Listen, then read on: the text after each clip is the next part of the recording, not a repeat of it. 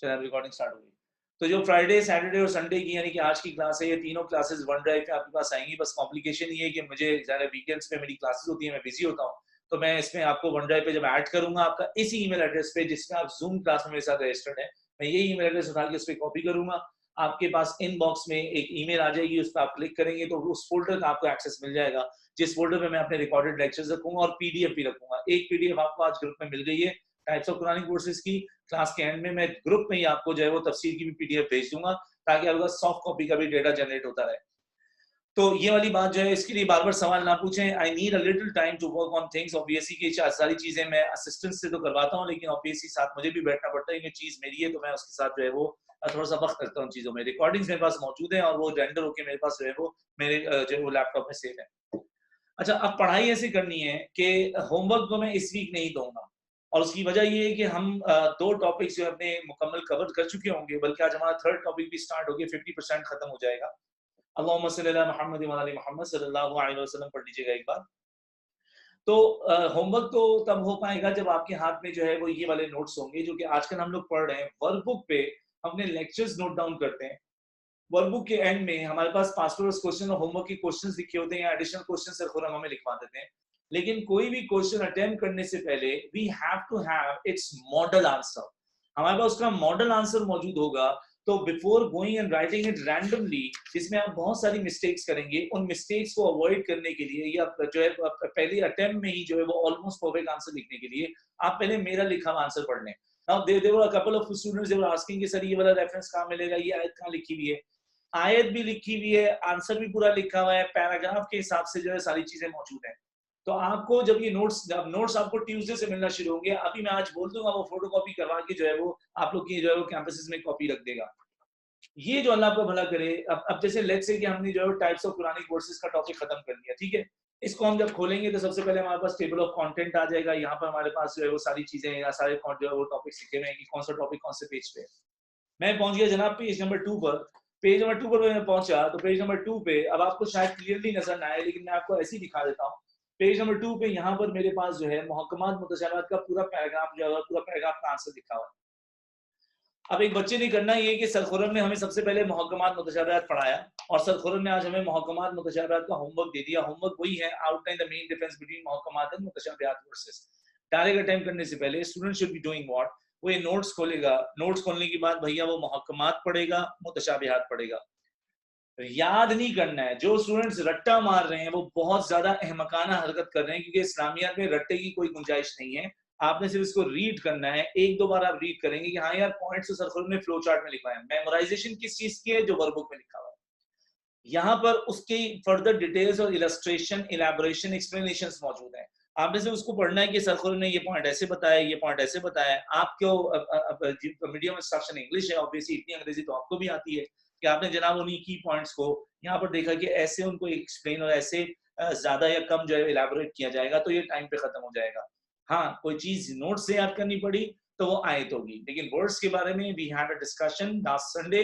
हमने जब बात की थी तो हमने ये बात डिस्कस कर ली है कि कोटेशंस को आप वर्ड बाय वर्ड लिखें या ओन वर्ड्स में लिखें, दोनों एक्सेप्टेबल हैं। बस वो रेलेवेंट होनी चाहिए और उसका कंटेंट चेंज, मतलब उसकी मीनिंग चेंज होनी चाहिए। और अगर आप सूरह का नंबर लिखो या ना लिखो, दैट्स योर चॉइस। आप जो है वो वर्स का नंबर लिखो या ना लिखो, वो भी आपकी अपनी चॉइस है।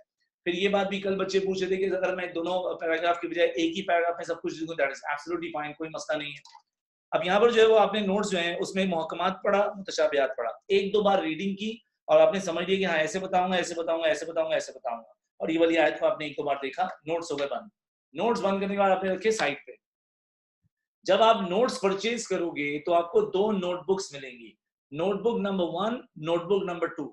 नोटबुक नंबर 1 को ओपन करेंगे तो उसके अंदर सिलेबस लिखा हुआ है, और उसके फौरन बाद जो पहला ब्लैंक पेज है, तो नोटबुक नंबर 1 में पेपर 1 का होमवर्क हुआ करेगा, नोटबुक नंबर 2 में पेपर 2 का होमवर्क हुआ करेगा। मुझे कभी दिल करा या कभी टॉपिक हुई या कभी मैंने चाहा तो मैं आपके वो स्क्रिप्ट चेक कर लूंगा, लेकिन majority of the times students की स्क्रिप्ट की चेकिंग का तरीका ये होता है कि कभी वो मुझे स्क्रीनशॉट भेजते हैं कि सर मुझे डाउट हो रहा है, जरा आप बता दें, या यूजुअली वो अपने आंसर्स को नोट से इवेंचुअली कंपेयर करके देख के अंदाजा लगा लेते हैं कि लाले मैंने ये बातें मिस कर दी हैं, या मेरा आंसर यहाँ क्वालिटी में इस तरफ गिर गया है। तो यूं एक स्टूडेंट कर क्या रहा है, मुझसे वो बात सुन रहा है, मेरी क्लास में रिपीट करके उसको कुछ याद भी कर रहा है, टाइपिंग करके भेज भी रहा है मुझे, तो स्टूडेंट का कॉन्सेप्ट क्लियर हो रहा है। फ्लो चार्ट को वो मेमोराइज कर रहा है जो कि उसके वर्कबुक में लिखा हुआ है। इसके बाद नोट से उसे 3 बार वो गुजर चुका ऑलरेडी, नोट से उसने 1-2 बार पढ़ा, वो 4 बार उस टॉपिक से गुजर गया, और उसके बाद जब उसने लिख लिया इवेंचुअली, उसका सारा डर और खौफ था या उसकी जो वीकनेस या स्ट्रेंथ थी वो सारी उसकी स्क्रिप्ट में नजर आ गई, तो लाला मामला यहाँ पर खत्म हो गया ना। एक टॉपिक से जो 4-5 बार गुजरेगा, उसको इंशाल्लाह अल्लाह की जात से तो उम्मीद यही है कि ताउम्र याद रहेगा, लेकिन अगर ताउम्र भी याद नहीं रहा तो कम से कम कैमरे एग्जाम तक तो याद रह जाएगा। Now, if you are going to learn in your own style, obviously then you are responsible for your own judge then. तो ये आपकी अपनी जिम्मेदारी है। Now, if you are taking my classes and you know that I am the subject specialist, तो obviously मैं specialist हूँ, तो मैंने कुछ चीजें, कुछ ways बनाए हैं ना जिसकी वजह से मैं specialist माना जाता हूँ। तो मैं जैसे बताऊंगा बच्चा वैसे ही पढ़ाई होगी, जो तरीका मैं एक्सप्लेन करूंगा वैसे ही। ये स्कूल के नोट्स कहाँ से आ गए? ये खुर्रम हुसैन के नोट्स हैं। सुभान, तुम तो पता नहीं अजीब ही गरीब बातें करते हो, लॉगिन से लेके लॉग आउट तक तो परेशानी करते रहते हो मुझे। मैं बात क्या कर रहा हूँ, तुम पता नहीं कौन सी कहानी लेकर आ गए हो। स्कूल के नोट्स कहाँ से आ गए भाई? स्कूल वाले नोट्स क्या होते हैं? 3 डब्बे भुजी टुकड़े वाले नोट्स भी होते हैं कोई क्या? ये नोट्स की कॉपी भी दिखा रहा हूँ, अजीब अंधे किस्म के जाहिल आदमी। एनीवेज, सुभान, आपने अभी कोई सवाल नहीं करना, मैं आज आपकी मीटिंग से आपको निकाल दूंगा। कोई सवाल नहीं करोगे वो क्लास के एंड तक, तुम्हारा एक भी सवाल आया मैं तुम्हें मीटिंग से बाहर निकाल दूंगा। अच्छा जी, तो इस पूरी, या तो सवाल जब ढंग का हो। अब आपकी सजा आज की है कि आप कोई सवाल नहीं करेंगे। मोहम्मद सुभान, GR नंबर्स, गुलशन कैंपस 118, आपका सवाल कोई नहीं आना चाहिए आज। तो बेटा ये होमवर्क का तरीका है। अब प्रॉब्लम ये है कि we do not have the notebooks, we do not have the notes. तो अगर कोई स्टूडेंट बाय ट्यूसडे नोट्स दे दे तो वो नासिख मंसूख और मुहक्कमात मुतशाबिहात का होमवर्क कर ले नोटबुक नंबर 1 पे। और अगर कोई स्टूडेंट जो है वो उसको 1 हफ्ते के बाद बाय करना चाह रहा है, ऑब्वियसली अभी रिसेंटली आपने वर्कबुक बाय की है, अभी बकरा भी लाना है, अभी गाय भी लेकर आनी है, तो खर्चे ज्यादा हैं, वैसे ही पेंडेमिक चल रहा है, फी भी दे दी है, तो अम्मी अब्बू को भी देखना होता है, उनका भी बर्डन देखना होता है, तो आप 1-2 हफ्ते के बाद नोट्स लेने का प्लान करें, दैट्स फाइन, लेकिन इतना लेट मत कीजिएगा आपका होमवर्क पाइल अप हो जाए। हाँ, एक और तरीका ये है कि होमवर्क जो है, क्योंकि अभी फ्रेश है मेमोरी में आपके टॉपिक्स, तो इसको किसी जो है वो लूज शीट में होमवर्क करके रख लिया जाए, बाद में उसको जो है वो नोटबुक के साथ अटैच कर दिया जाए कि चलो यार ये मामला हो गया हमारे पास और हम अपना काम करते जा रहे हैं। अच्छा, एक चीज और ये है कि होमवर्क असाइन तो बहुत सारे स्टूडेंट्स को किया जाता है, लेकिन स्टूडेंट्स में जो तादाद है वो 40 या 50% स्टूडेंट्स जो है होमवर्क कर रहे हैं, नहीं कर रहे हैं। तो बेटा ये आपके हार्डवर्क, आपकी मेहनत पे डिपेंड करता है। दुनिया में बहुत सारे लोग होते हैं, कामयाब बहुत मुख्तसर लोग होते हैं। कामयाब आदमी के पीछे एक बात बड़ी जोर से लगी होती है, that person is absolutely hard working candidate और इंडिविजुअल। उसके अंदर कोई बात हो या ना हो, उसके अंदर ये बात जरूर है कि भैया मेहनती बहुत है। तो आपने अगर ये सोचा यार PhD भी पढ़ना है, अर्तगल भी देखना है, PUBG भी कभी मातम करना है, वो खत्म हो गया है, तो आपने उन चक्करों में पड़े रहना है, तो बेटा फिर आप उसमें वो डामाडोल 50-50% वाली अवाम है। तो ये आपको डिसाइड करना है what kind of individual you are. आपको डिसाइड करना है कि आप कितना उसमें एनर्जी पुट इन कर सकते हैं। वैसे भी आजकल स्कूल्स वगैरह नहीं है, कुछ आवर्स हमारे बच जाते हैं, स्कूल्स की क्लासेस भी लिमिटेड हो रही हैं, तो आप अपने टाइम को प्रॉपर्ली मैनेज यूटिलाइज करें।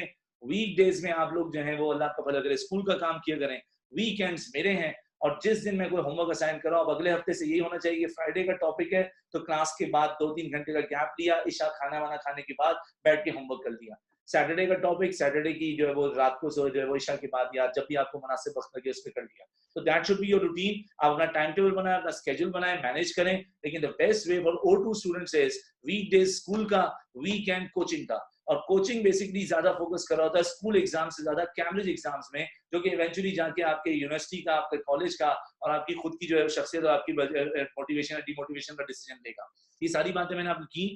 आपको अगर कुछ समझ नहीं आया कि मैंने आपको क्या वे मेथड बताया, तो रिकॉर्डिंग तो आपके पास ही आई जाएगी। नंबर 2, आपको कोई कंफ्यूजन हो रही है, परेशानी हो रही है, तो आप मुझसे सवाल पूछ सकते हैं। नोट्स की टोटल कॉस्ट 10 नोट्स हैं, एक स्टेशनरी पाउच है और 2 नोटबुक्स हैं। ये पाउच की कॉस्ट है 3000 रुपए। तो कल एक बच्चा बोला एक नोट्स की कॉस्ट 3000। नहीं भाई, नोट्स का भी ऐसे ही बहुत बड़ा सेट है, ऐसे ही नोट्स भी 10 नोट्स हैं अलग अलग, और नोट्स का सेट जो है वो 3000 का है जैसे वर्कबुक का है। लेकिन बस फर्क ये है कि नोट्स जो है चैप्टर आफ्टर चैप्टर मिलेंगे, ग्रेजुअली मिलते हैं, नोट्स कभी इकट्ठे नहीं मिलते। पिछले साल और पिछले पिछले साल के नोट्स ना यूज करें। हाँ, ये है कि 80 to 90% कंटेंट तो सेम ही रहेगा, लेकिन अपडेट्स जो आएंगी उसमें जो मैं चेंजेस करूंगा वो आपको परेशान करती रहेंगी, और लाजमी हर साल चेंजेस होती हैं क्योंकि अपडेट्स बहुत जरूरी है, स्पेशली बुक नंबर 10 में। तो ये बातें हो गई। मैंने आपको पढ़ने का तरीका सिखाया, आपको रिटन प्रैक्टिस कैसे करनी है। याद रहे वो स्टूडेंट्स O लेवल इस्लामियत या फिर हिस्ट्री में जो लोग सिर्फ रीड करके पेपर देने के मूड में हैं, ये C ग्रेड भी ले आए तो बहुत बड़ी बात है। वैसे मेरा कोई शौक नहीं है कि मैं इस तरह से ग्रेड पे कमेंट्स करूं, क्योंकि बच्चे जो हैं वो अलग अलग जीनियस के होते हैं, कुछ बच्चे बिल्कुल ही अलग माहौल के होते हैं, वो बात सुन भी लेते हैं तो उनको बहुत अच्छी याद रह जाती है। लेकिन the point over here is कि what is the normal or what is the average criteria is that obviously we are going for the written examination, and the written practice is mandatory obviously for the to work on your expressions and also to be sure about that you are going to you will be able to write the answers within the prescribed time, क्योंकि 90 minute से बहुत ज्यादा नहीं होते, यूं करके time निकल जाता है। खैर, ये गुफ्तगू होने के बाद हम जाते हैं वापस तफसीर की तरफ। कल हमने आपको जब तफसीर का टॉपिक पढ़ाना शुरू किया तो हमने आपको बताया बेटा there is an Arabic word, and the Arabic word pronounced as fasara. Fasara means to explain something, to interpret something, or to elaborate something. From the Arabic root word fasara, we have another word pronounced as tafsir, means the explanations of something, the commentary of something, or the elaboration of something. From the word tafsir, we have a bigger and longer word called or pronounced as tafsirul Quran, which means the explanations of Quran, the elaborations of Quran, or the interpretations of Holy Quran. From the same root word fasara, जो कि 3 alphabets का एक root word है, we have another word translated pronounced as mufassir. Mufassir is a person who interprets Quran, who is the commentator, elaborator or the explainer of Quran. तो मैंने आपको यूं बताया था, जो कि मैं actually in the duration of the whole session में ये सारे आपको जो है वो different जो है वो classes बताऊंगा। इल्म का उस्ताद, the teacher of ilm is alim, the teacher of qirat is qari, the teacher of hadith is muhaddis, the teacher of ijtihad is mujtahid. Similarly, the teacher of tafsir is mufassir, और teacher of fatwa, जो कि actually इसी chapter में qiyas के साथ आएगा, the teacher of who gives fatwa is called mufti. Anyways, so mufassir is the one who explains Quran. We have two kinds of verses. Number one, easy वाली मुहक्कमात verses, जो कि पढ़ते ही समझ आ जाती हैं, उनके लिए common sense काफी है, explanations are not required. मुतशम्मिहात are so difficult verses कि वो पढ़ते ही समझ नहीं आती, बल्कि उनके लिए हमें explanations जरूरी हैं। explanations होंगी तो समझ आएंगी, वरना क़यामत तक समझ नहीं आएंगी। कल यूं पढ़ा था, तफसीर बोले तो explanations, explanation बोले तो तफसीर। so मुतशाबिहात verses को समझने के लिए उनकी explanations होना लाजमी है। तो इसका मतलब ये हुआ, मुतशाबिहात verses को समझने के लिए उनकी क्या होना लाजमी है? तफसीर। तो कुछ verses बगैर तफसीर explanations के common sense से समझ आती हैं, वो मुहक्कम कहलाती हैं। लेकिन बहुत सारी आयतें ऐसी हैं जिनके लिए एक्सप्लेनेशंस होना लाजमी है, और एक्सप्लेनेशंस को ही तफसीर बोलते हैं। तो there are lot of verses that need तफसीर to have their full understanding. अब तफसीर कर कौन सकता है? कुरान को कौन एक्सप्लेन कर सकता है? तो कभी कुरान को कुरान ही एक्सप्लेन करता है, यानी कि the verses are explained by the other verses, explained by Allah, sometime they are explained by हदीस, समटाइम द सहाबा, समटाइम बाय ताबईन। तो हमने दो इसमें से पैराग्राफ पढ़ लिए थे।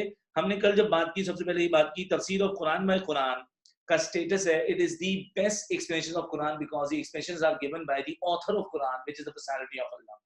तफसीर ऑफ कुरान में कुरान में होता क्या है? A verse is mentioned in Quran, but the verse is not fully explained. But this verse is explained by another verse of Quran somewhere else in Quran. Sometimes in the following chapters of Quran, sometimes in the similar chapter of Quran, sometimes the previous chapters of Quran. वो फिर वो कुरान की sequence पर depend करता है। लेकिन आयत को अगर एक और आयत एक्सप्लेन करे, इसको बोलते हैं तफसीर ऑफ कुरान बाय कुरान। सूरह बकरा वर्स नंबर 37 हमने कल याद की थी। Adam learned words of inspiration from his Lord. तो सूरह बकरा में एक दुआ का जिक्र है, उसको दुआए आदम बोलते हैं। इस दुआ की वजह से हजरत आदम को अल्लाह पाक ने अरफात के मैदान में माफ करके एक मौका दिया था, जिस पहाड़ी पे, उस पहाड़ी को जबल रहमत, अमाउंट ऑफ मर्सी बोलते हैं।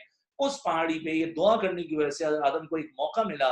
तो ये दुआए आदम से he received the mercy and the magnanimity of Allah and he got another chance. तो यहाँ पर हजरत आदम अलैहिस्सलाम ने जो दुआ मांगी, वो दुआ सूरह बकरा में डिस्कस्ड है लेकिन मेंशन नहीं है। वो दुआ मेंशन सूरह आराफ में है, रब्बना ज़लमना अनफुसना व इन लम तग़फिर लना व तरहमना लनकुनन्ना मिनल ख़ासिरीन। Now a lot of you had been asking yesterday कि सर हमें ये आयतें कहाँ से मिलेंगी? नोट्स में आयतें लिखी हुई हैं, लेकिन मैंने आपके लिए जो है वो ये एक पेपर जो तैयार किया है, इस पेपर में मैंने ये किया कि मैंने आपके लिए सारी जो है वो चीजें लिख दी। अब मैं आज आपको क्लास के एंड में ये वाला पीडीएफ भेजूंगा। इस पीडीएफ में आपके पास ये देखो, ये वाली ये आयत भी मौजूद है। ये हम कल नहीं याद कर सके, तो थोड़ी सी लंबी है, आपको बैठ के खुद याद करनी पड़ेगी, लेकिन मैं फिर आपको ये भेज दूंगा और मैं आपको जो है वो व्हाट्सएप पे पीडीएफ शेयर करूंगा जब तक ये वन ड्राइव में। ये तो इमीडिएटली भेजना है क्योंकि इसका साइज बहुत बड़ा नहीं है, लेकिन जब वीडियोस आपको वन ड्राइव में मिलना शुरू होंगी तो पीडीएफ से उसके साथ एक और फोल्डर बनाऊंगा और पीडीएफ से मिलेगी। आज ये मैं क्लास के एंड में भेज दूंगा, तो आयतें जब तक नोट्स नहीं है हम पीडीएफ से गुजारा कर लेंगे। एनीवेज, तफसीर ऑफ कुरान में हदीस में ये होता है, it is the second best explanation of holy Quran, और it's because the explanations are given by the direct student of Allah, that is Muhammad सल्लल्लाहु अलैहि वसल्लम। लेकिन तफसीर ऑफ कुरान में हदीस में जो एप्लीकेशन, जो फीचर है वो ये, a verse is mentioned in Quran and the verse is not explained at that surah, and the verse is also not explained in the rest of the chapters or surahs of Holy Quran. That the explanations are provided by the ahadith in the sunnah of Hazrat Muhammad sallallahu alaihi wasallam. उसकी example हमने याद की जिसमें हमने सारे quotations याद कर लिए थे. In 243, Allah mentions that waqimu salata wa atu zakah, establish regular prayer and give poor tax. नमाज पढ़नी है और ज़कात वक्त पर देनी है. नमाज around 70 times Quran में discussed है, लेकिन the method of prayer, the method of salah is not mentioned in Quran. Then the method has been stated and explained in the hadith of Prophet, in which one of the hadiths is offer a prayer as you see me offering. नमाज हुजूर अलैहिस्सलाम के तरीके से पढ़नी है.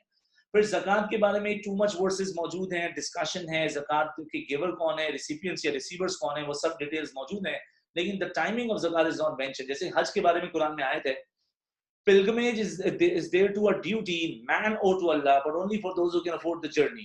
फिर वो हज जिंदगी में एक बार है, मेरे ख्याल से ये कुरान में स्टेटेड बात मौजूद है, लेकिन अगर हज का टाइम कुरान में है पर ज़कात का टाइम कुरान में नहीं है. ज़कात की टाइमिंग के बारे में फिर हज़रत मोहम्मद सल्लल्लाहु अलैहि वसल्लम ने एक दिन फरमाया, there is no zakat on the one until the year passes over. Now this means that whenever a person who is sahib nisab, the person who is a wealthy and a rich believer, that person is going to pay the amount of zakat annually, not weekly or not yearly.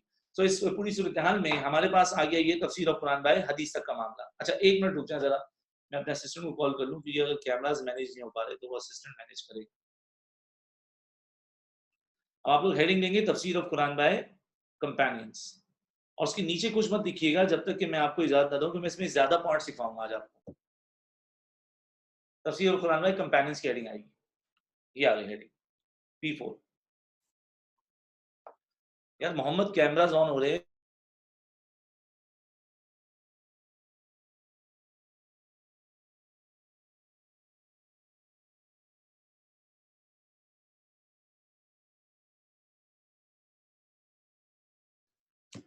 अच्छा जी, तफसीर of Quran में companions के बारे में कल हमसे हमारी एक बात हुई. मैंने आपको बताया कि बेटा एक चीज तो ये कि निगहत बाजवा जो हमारी एग्जामिनर हैं, उन्होंने हमें क्लियरली एक बात समझाई है, वो ये कि आप लोग जो हैं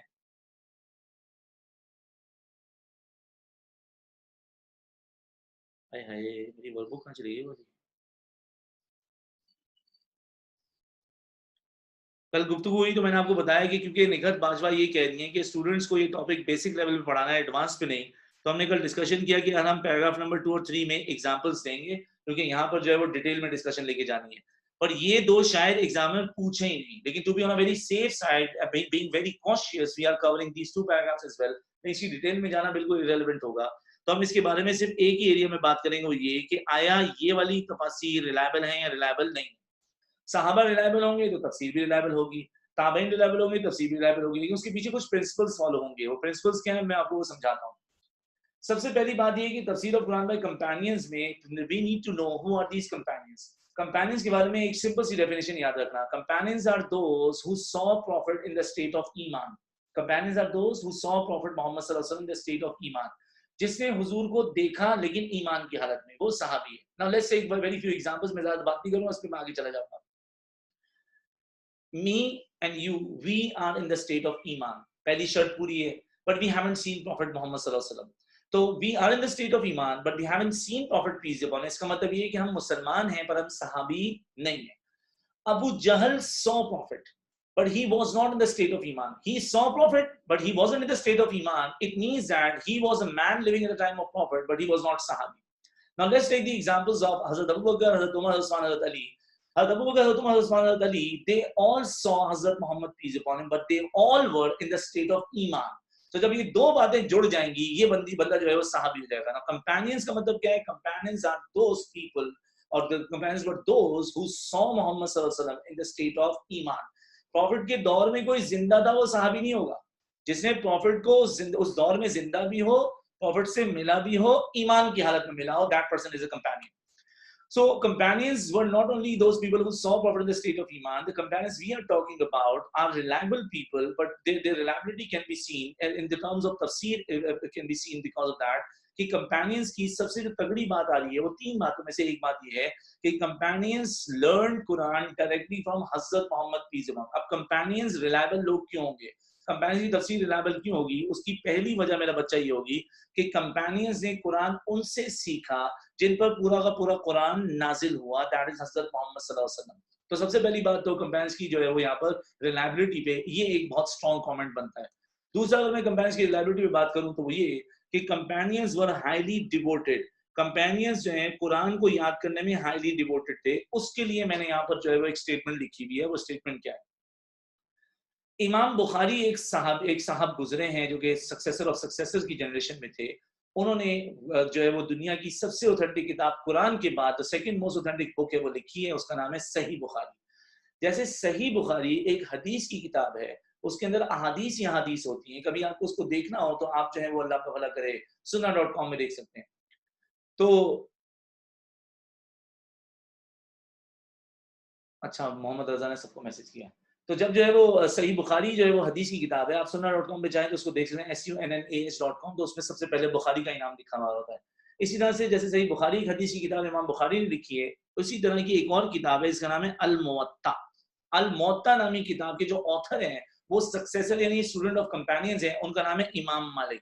तो इमाम मालिक अपनी किताब अल मुवत्ता में लिख रहे हैं। Now what I am discussing over here, I am discussing the dedication, the devotion and the reliability of सहाबास। एक रिलायबिलिटी उनकी ये है कुरान के टॉपिक पे कि उन्होंने कुरान सीखा ही उनसे है जिनके ऊपर कुरान नाजिल हुआ।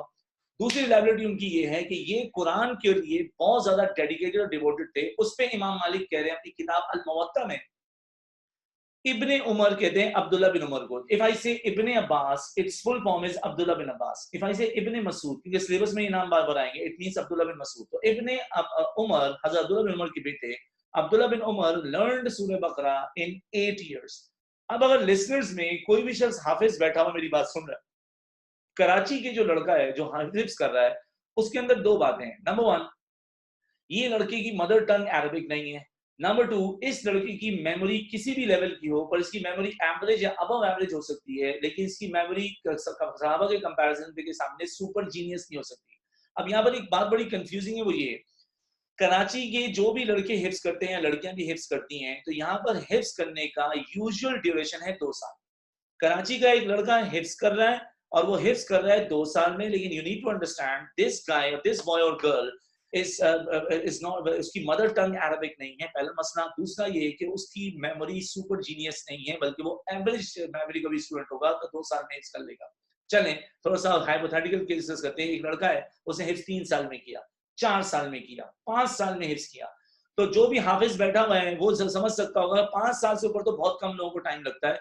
इस सूरत हाल में अगर कोई शख्स हिफ्स कर रहा है कराची पाकिस्तान में, जिसकी मदर टंग अरबिक नहीं है, जिसकी एवरेज जो मेमोरी बिलो एवरेज या अबव एवरेज है, वो पूरा कुरान 114 सूरास कुरान की वो याद कर रहा है 2 से 5 साल में। अब्दुल्ला बिन उमर एक सहाबी हैं। कंपेनियंस के बारे में आपको जो हिस्ट्री में रिपोर्ट्स मिलेंगी वो ये कि companions used to have that kind of exclusive memory that when they used to go to a kind of महफिल और इन ओकेजन, किसी ऐसे ओकेजन में चले गए जहां पर जो है पोएट्री चली है, सबसे मुश्किल से जो याद होते हैं वो पोम्स, पोएट्स या पोएट्री या कुप्लेट्स होते हैं।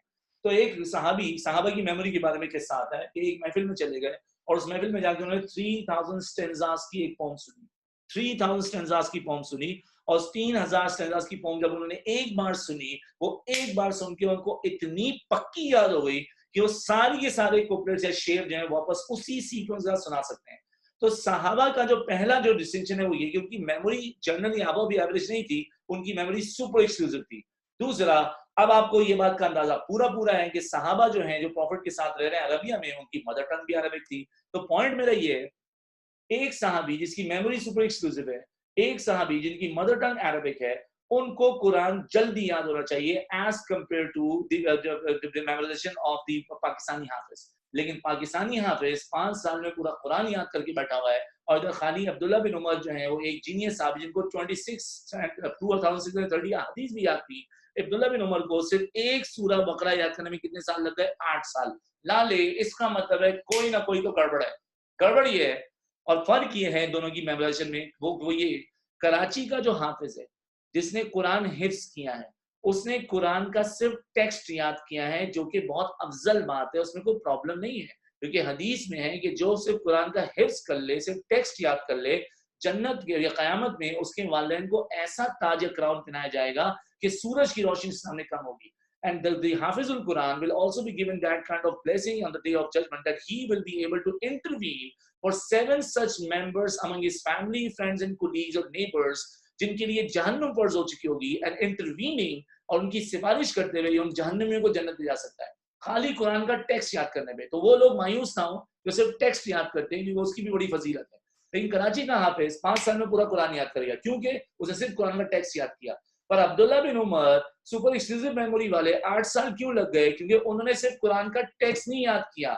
सूरह बकरा में एक आयत जब पढ़ी तो पहले समझा ये आयत मक्की है या मदनी। मक्की है तो किस साल में आई, परसिक्यूशन के बाद या माइग्रेशन से पहले। फिर ये आयत मदनी है तो कब आई, ग़ज़वा बदर के बाद या फिर ट्रीटी ऑफ हुदैबिया से पहले।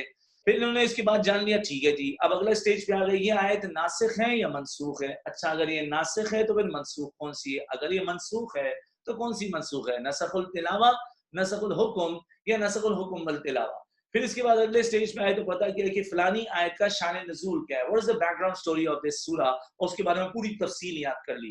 फिर पता किया कौन सी आयत मुहक्कम है, कौन सी मुतशाबिहात। अच्छा, मुहक्कम है तो इजी है, समझ में आ गई, याद कर लिया उसको।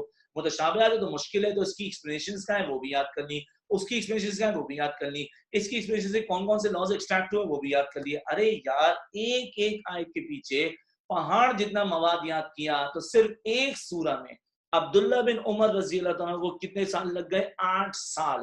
तो मैं जो आपसे बात कर रहा हूँ ये सहाबा ने डायरेक्ट कुरान प्रॉफिट से सीखा, ये उनकी रिलायबिलिटी में बहुत बड़ा कमेंट है। सहाबा ने कुरान को इतना वक्त दिया कि एक एक सूरा पर 8-8 साल लगा दिए, ये उनकी डिवोशन के लिए बहुत स्ट्रांग बात है। लेकिन सर खुर्रम, फिर भी हमें एक ऐसा स्टेटमेंट चाहिए जिसमें हम मजबूती से कह सकें सहाबा पे अंधा एतमाद है, we can trust them blindly, और सहाबा इतने रिलायबल लोग हैं कि हम उनकी तफसीर की रिलायबिलिटी को जो है वो फौरन से मान लेंगे। तो उसके लिए तीसरी बात क्या है? वो तीसरी बात ये है, जब मैं कुरान और हदीस से पूछता हूँ कि ए कुरान और ए हदीस आप बताओ सहाबा कैसे लोग थे, तो कुरान को मैंने देखा तो कुरान ने सिर्फ सहाबा की तारीफ की। सूरह फतह और सूरह बय्यिना में अल्लाह पाक फरमाते हैं रज़ी अल्लाहु ताला अन्हु व रज़वान, ये ऐसे लोग हैं जिनसे अल्लाह राजी हैं और अल्लाह उनसे राजी है। तो कुरान ने सिर्फ सहाबा की तारीफ की। जब दुनिया की सबसे आला और अजीम जात सहाबा की तारीफ करे तो सहाबा रिलायबल लोग हैं। अगर सहाबा रिलायबल हैं तो उनकी तफसीर रिलायबल है 2 वजह से। नंबर 1, उन्हें कुरान को टू मच डेडिकेशन और डिवोशन का टाइम दिया। नंबर 2, उन्हें कुरान सीखा ही प्रॉफिट से।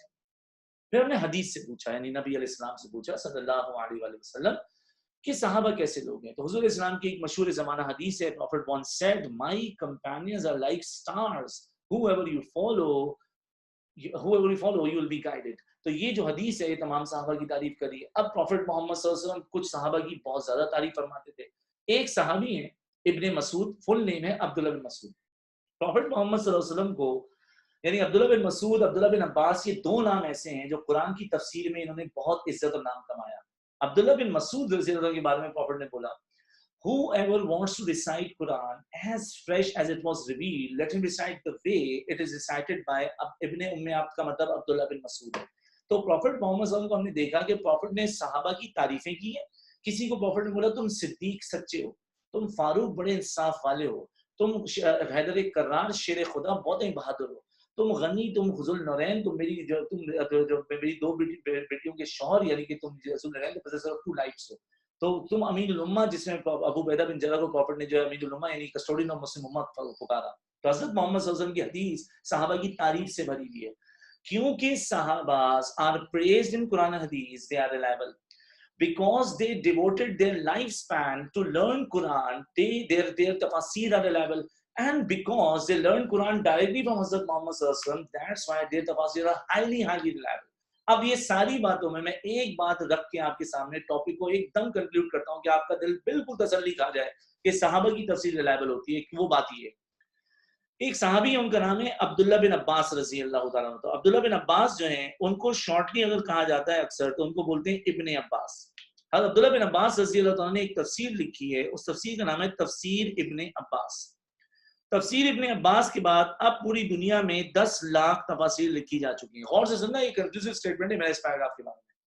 तफसीर इब्ने अब्बास के बाद पूरी दुनिया में 10 लाख तफसीर लिखी जा चुकी हैं। ये 10 लाख तफसीर ऑफ कुरान तब तक रिलायबल नहीं काउंट होती जब तक ये तफसीर इब्ने अब्बास से एग्री नहीं कर जाती।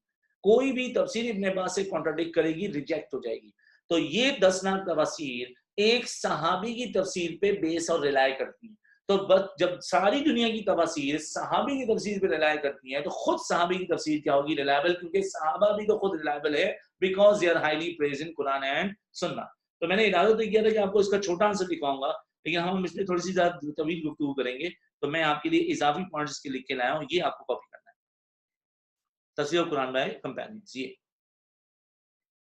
थोड़ा सा मैं आपको टाइम दूंगा, जल्दी से शाबाश, क्योंकि इसमें ये होगा कि मेरी पूरी डिस्कशन कवर हो जाएगी।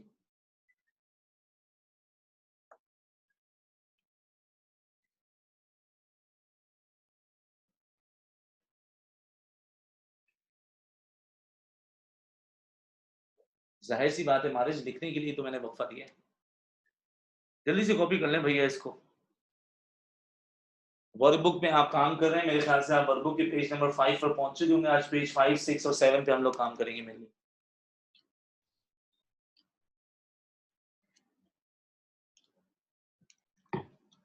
अस्करी इंशाल्लाह कल या परसों तक आप लोग के जो है वो रिकॉर्डिंग मिल जाएगी।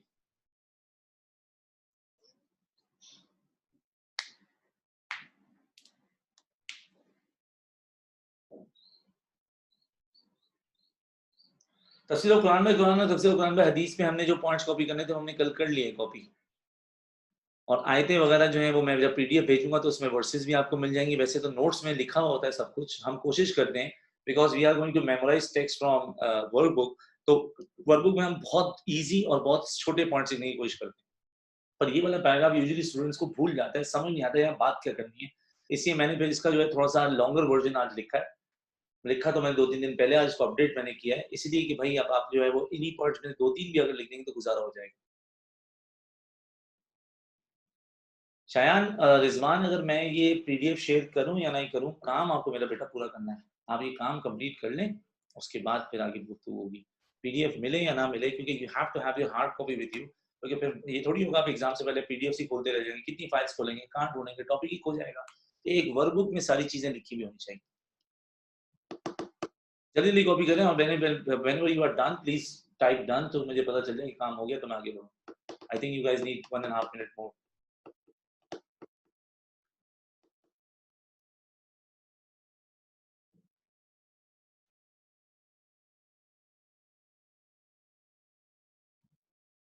जी पूरा कॉपी करना है तफसीर of Quran by companions. Ibad Sheikh, क्या फर्क है? What do you mean by फर्क? किस तरह का फर्क है भाई?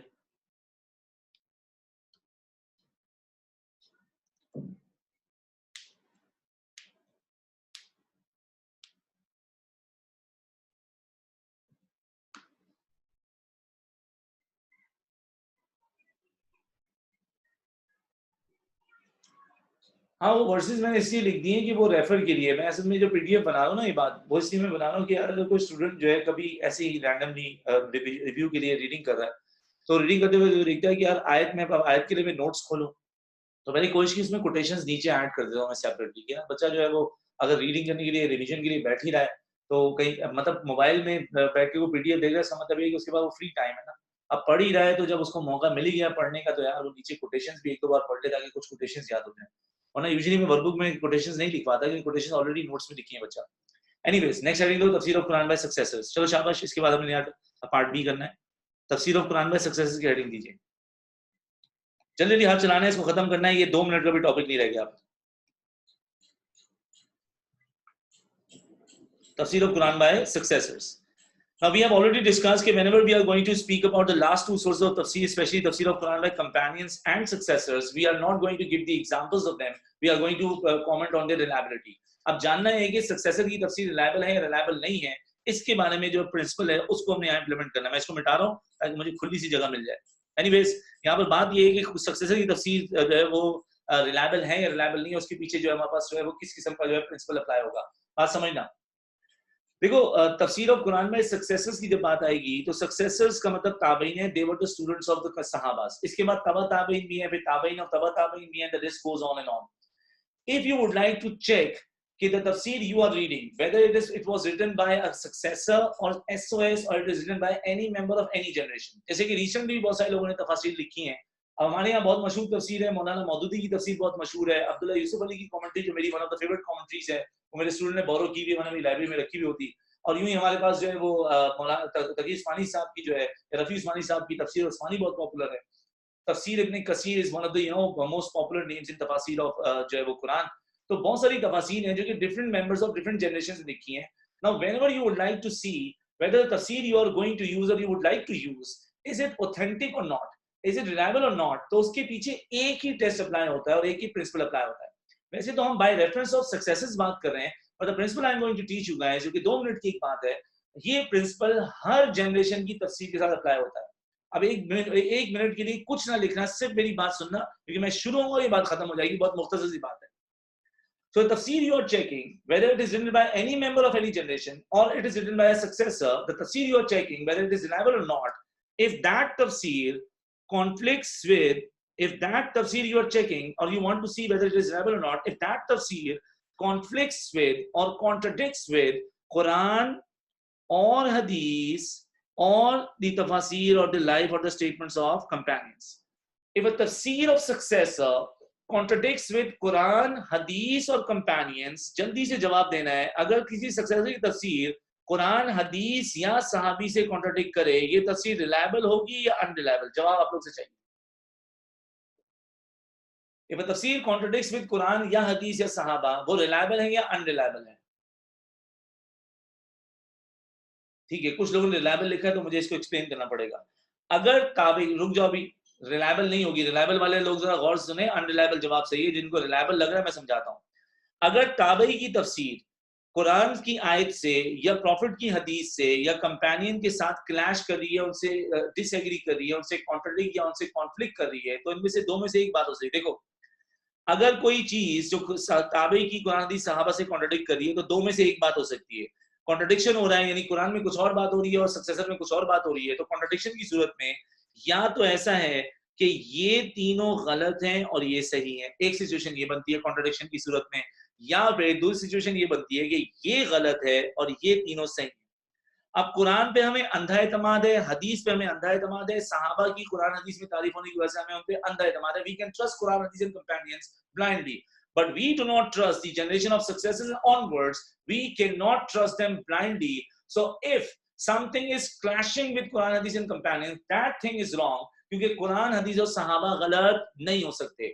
So if a tafsir of successor contradicts with Quran or hadith or companions, that tafsir is rejected because such tafsir is unauthentic and unreliable. However, if a tafsir of a successor does not contradict or conflict with Quran and Hadith and companions, अगर इनसे contradict नहीं करती, rather it is harmonious with them, it agrees with them, in such case that tafsir will be considered as absolutely reliable. तो अगर contradiction हो रहा है कुरान से या हदीस से या सहाबा से, तो rejected। तो कुछ तफसीर ऐसी हैं सोसाइटी में जिसमें सहाबा के बारे में गलत ज़बान इस्तेमाल की गई है, और मौलाना मौदूदी जो है उनकी तफसीर जो है वो बहरहाल जो है वो अल्लाह को भला करे रिप्लेस हो गई है, लेकिन उनके इनिशियल जब वो आया था मामला तफसीर का, तो उसमें एक जगह पर हज़रत इब्राहिम के बारे में लिख दिया था कि जी हज़रत इब्राहिम अलैहिस्सलाम ने the dream he saw that he should be sacrificing his son Ismail अलैहिस्सलाम for the cause of Allah, जिसके बारे में हम कुछ दिनों के बाद बकरा ईद भी सेलिब्रेट करेंगे। तो मौलाना मौदूदी ने हज़रत इब्राहिम के इस ड्रीम पे कमेंट करते हुए अपनी तफसीर में लिखा था कि इब्राहिम अलैहिस्सलाम को एक्चुअली वो ख्वाब समझ नहीं आया था। बाद में इबारत वो तफसीर रिप्लेस हो गई। होता है लोग लिखते हैं तो उससे रुजू कर लेते हैं, ताइब हो जाते हैं, दैट इज ऐसा नहीं है कि मौलाना मौदूदी की तमाम खिदमत से नजरअंदाज हो जाएंगी, लेकिन पॉइंट इज कि उनकी तफसीर जो थी अंबिया के खिलाफ जारी थी। और कोई शख्स जो हजरत इब्राहिम के भी 5000 या 3000 साल बाद पैदा होकर हजरत इब्राहिम को गलत कहेगा, तो ऑब्वियसली वो शख्स गलत हो सकता है, इब्राहिम अलैहिस्सलाम थोड़ी गलत हो सकते हैं, या उसको शख्स की सोच या उसको कमेंट गलत हो सकता है, इब्राहिम अलैहिस्सलाम थोड़ी गलत हो सकते हैं। तो इस सूरत हाल में वो तफसीर का वो पार्ट या वो वाले पोर्शन जहाँ पर ऐसी बात हुई थी वो रिजेक्टेड है, और अभी भी अगर वो कॉपी किसी को मिलेगी तो कहा जाएगा भाई ये नहीं पढ़ सकते, क्योंकि ये कॉन्ट्रडिक्ट कर रही है कुरान हदीस और सहाबा से। कुरान हो या हदीस और सहाबा, उसमें एक बात बड़े जोर से बताई जाती है, वो ये कि we have to respect all these, we have to trust them blindly, और हम इनके बारे में नामुनासिब बात या नामुनासिब सोच नहीं पाल सकते। तो तफसीर ऑफ कुरान में सक्सेस में क्या लिखना है, मैं टाइप करके भेजा हूं, आपकी स्क्रीन पे आएगा, तो लिखो। पहला पॉइंट है, इफ अ तफसीर of successor If a tafsir of successor conflicts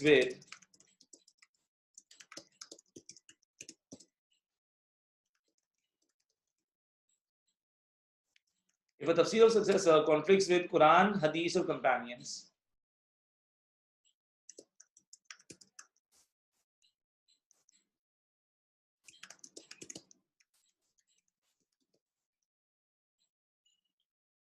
it will be considered as unauthentic and unreliable. If a tafsir of successor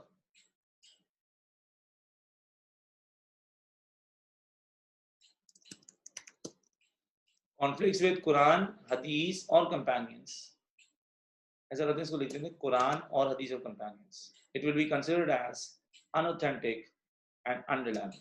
ये आपके पास स्क्रीन पे चैट पे आपके पास पॉइंट आ गया है. इस पैराग्राफ में 2 ही पॉइंट्स हैं. सेकंड पॉइंट मैं भेज रहा हूं. However, if it does not conflict with these, rather agrees with them.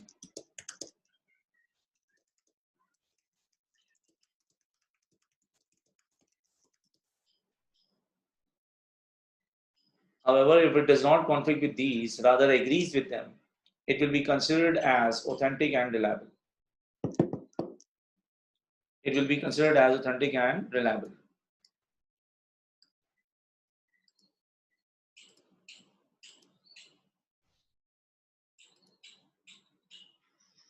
Authentic and reliable.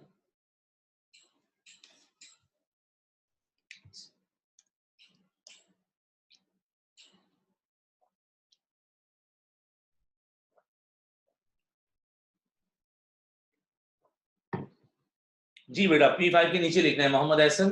ये P5 के 2 पॉइंट्स हैं और यहाँ पर ये टॉपिक खत्म हो जाएगा. अब इसका पार्ट बी स्टार्ट कर रहे हैं हम लोग.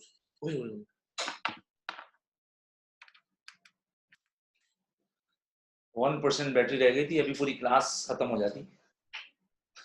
लैपटॉप की चार्जिंग खत्म हो गई थी. लास्ट पेज दिखा दूं. ये आ गया सर लास्ट पेज. ये आ गया जी. P4 जिसका रह गया वो ये देख ले.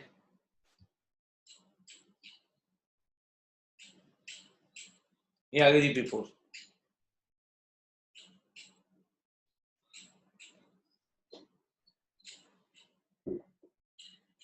कर रहे स्टार्ट.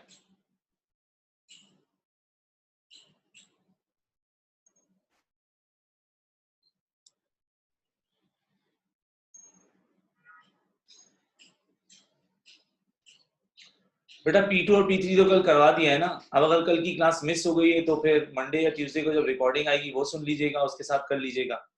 और साथ में मैं PDF भेजूंगा, उससे भी कवर हो जाएगा काम. अब जाहिर सी बात है, इंटरनेट कनेक्शन के इलेक्ट्रिक और मसाइल परेशानियां, इसलिए वैसे तो इतनी सारी चीजें शेयर करना हमारी बाइंडिंग और रिस्पांसिबिलिटी में नहीं आती. We are supposed to teach you guys, share everything with you. लेकिन अब ऑब्वियसली PDF वगैरह सब चीजों से उस चीजों को रिप्लेस करना है, क्योंकि वो फेस टू फेस टीचिंग तो हो नहीं पा रही है. जिसका रह गया वो बाद में आएगा. सर पेज नंबर 7-6 पे आ जाइए. Page number 6, question B. अच्छा, एक स्टूडेंट ने कल मुझे मैसेज किया, वो कह रही है कि सर खुर्रम मेरे पास जगह खत्म हो गई है, अब मैं क्या करूं, मेरा मसला हो गया. बेटा ये पेज नंबर 24 पे एक्स्ट्रा शीट है. जब भी जगह कम पड़ जाएगी, पेज 24, 25, 26 और 27 ये एक्स्ट्रा शीट है. आप यहाँ पर वो जगह यूटिलाइज कर सकते हैं जिसके बाद स्पेस का मसला आएगा. तो मैंने हर वर्कबुक में एक्स्ट्रा शीट्स रखी हुई है. लास्ट ईयर नहीं थी, अभी मैंने इसको ऐड किया है ताकि स्पेस का इशू जो है सॉल्व हो जाए, क्योंकि कुछ स्टूडेंट्स का जो फॉन्ट साइज होता है राइटिंग का वो थोड़ा लंबा ही होता है. पेज नंबर 6 पे क्वेश्चन बी लिख रहे हैं. जल्दी मेरे हाथ चलाओ ताकि मैं फिर फटाफट ये याद कराऊं. ये पूरा आंसर आप मेरे साथ आज याद करोगे. Question B.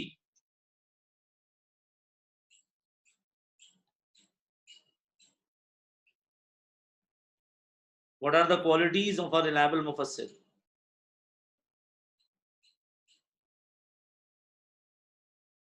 Or meanwhile, when I'm writing the question and you are also writing the question, whenever you are done, so please let me know mufassir क्या होता है. What are the qualities of a reliable mufassir?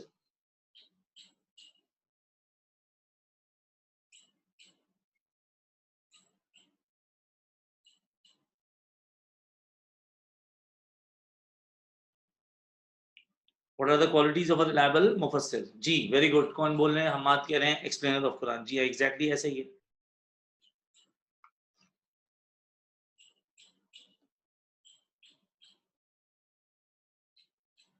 उसके बाद नीचे heading दें qualities of मुफस्सिर।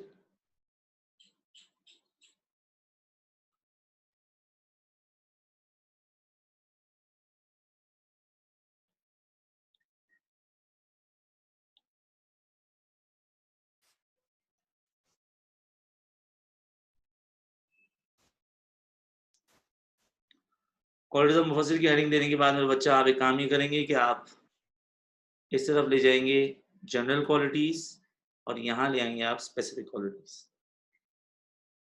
ऐसे लिखना है, जनरल और स्पेसिफिक। ये याद करना है हमने आज पूरा का पूरा, और जब याद हो जाएगा तो फिर गुफ्तगू आगे बढ़ जाएगी। जनरल क्वालिटीज और स्पेसिफिक। जनरल में हमारे पास 4 क्वालिटीज आ जाएंगी, ए बी। देखो जैसे मैंने बनाया ऐसे ही काम करना, वरना स्पेस का इशू आएगा। स्पेसिफिक में बहुत ज्यादा स्पेस चाहिए हमें, जनरल में बहुत ज्यादा स्पेस नहीं चाहिए। ए बी सी डी, बल्कि लाइन छोड़ के भी लिख सकते हैं, जगह काफी है। जनरल क्वालिटीज आ गई और स्पेसिफिक आ गई।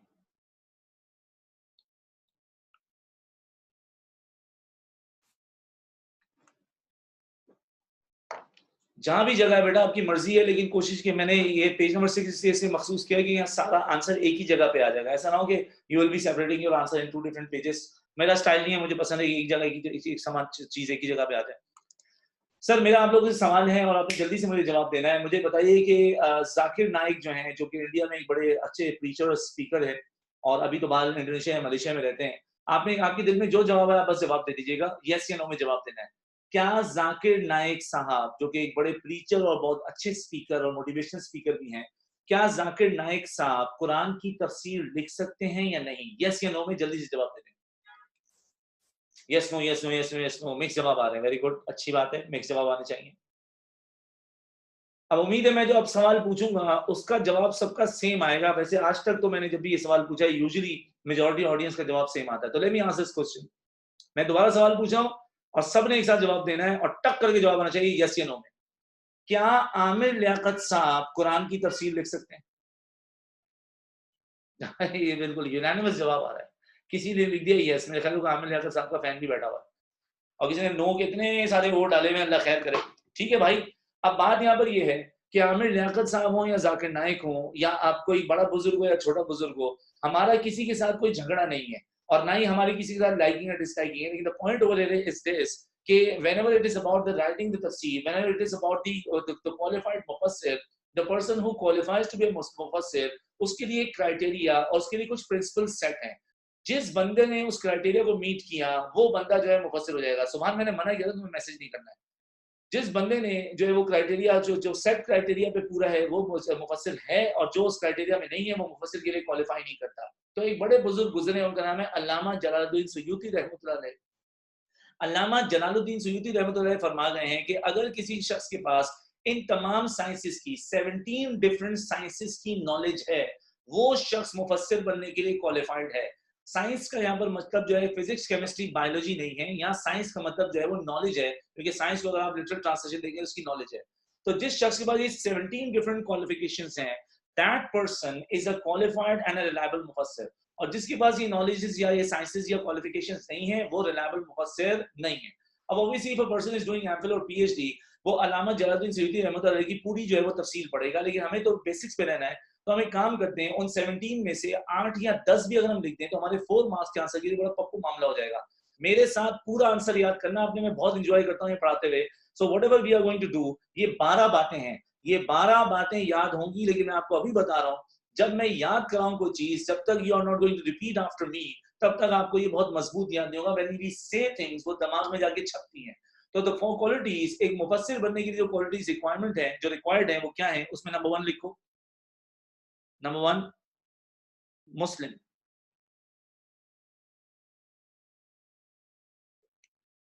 मुस्लिम। सर खुदम मुफस्सिर बनने के लिए मुसलमान होना शर्त क्यों है? क्योंकि बेटा अगर कोई शख्स नॉन मुस्लिम है और वो तफसीर लिख रहा है तो वो कुरान की आयतों को पे कमेंट कर रहा है, लेकिन वो अल्लाह को मानता ही नहीं है, वो अल्लाह के रसूल को जानता ही नहीं है, वो अल्लाह के रसूल के बारे में कोई गलत बात कर सकता है।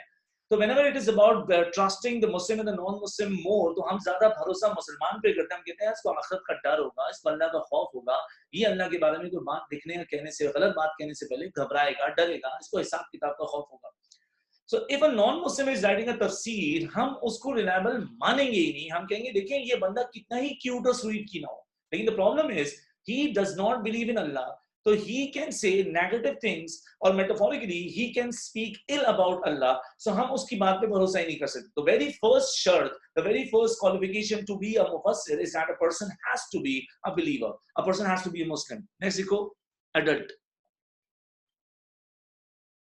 adult। सर खुद मुफस्सिर बनने के लिए कोई बच्चा काम क्यों नहीं कर सकता? अडल्ट होना जरूरी क्यों है? अडल्ट का मतलब है you reach the age of puberty, और पुबर्टी की एज जो होती है वो यूजुअली लड़कियों की जो है वो 10-11 साल होती है, लड़कों की जो है वो बिटवीन जो है वो 10 to 12 और 14 भी होती है। तो एक लड़का अडल्टहुड को क्रॉस कर चुका है, तो यहाँ अडल्ट का मतलब तो ये नहीं है। वैसे तो कोई शख्स अगर पुबर्टी रीच कर गया तो उसकी शादी की एज हो जाती है। यहाँ पर शादी से रिलेटेड बात नहीं हो रही।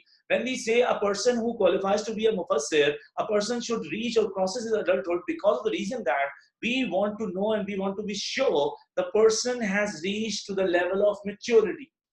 तो यहाँ अडल्टहुड की शर्त जो है वो मेच्योरिटी के लेवल की रखी है। जाहिर सी बात है, एक बच्चा हमें कोई बात बताता है तो उस बच्चे की बात पे यकीन नहीं कर पा रहे होते। बच्चे नादानियां करते हैं, बच्चे मासूमियत से बात करते हैं, ये बच्चों को उतनी लेवल की अकल या विजडम नहीं होता। तो हम यहाँ पर अडल्टहुड इसलिए लेकर आ रहे हैं कि the person should have must have reached the level of maturity. बगल आपस की बात है, मैच्योरिटी की कोई एज नहीं होती है। कभी कभार हमने देखा कि एक छोटा सा बच्चा अपने वालिद से ज्यादा समझदार है, और कभी हमने देखा कि अंकल इज 40 स्टिल नॉटी, तो ये वाली कैफियत भी नजर आती है। द पॉइंट इज अडल्टहुड की यानी मैच्योरिटी की कोई एज नहीं है, बस यहाँ पर अडल्टहुड का एक जनरल फिगर रखा गया है कि यार usually it is believe that when a person has reached to his puberty, the person is 14 plus, तो वो मैच्योरिटी के उस ग्राउंड्स पे है कि उसकी बात को तसल्ली से सुना और समझा और यकीन किया जा सके। सो यहाँ पर दूसरी रिक्वायरमेंट आ गई अडल्ट। तीसरा लिखो सेन, सेन, SANE, सेन। जी बेटा, आप सब लोग अडल्ट्स हैं जो कि बात मेरी सुन रहे हैं, because you guys are most of you are 13 plus और 14, तो you guys are adult and you have cross your puberty obviously.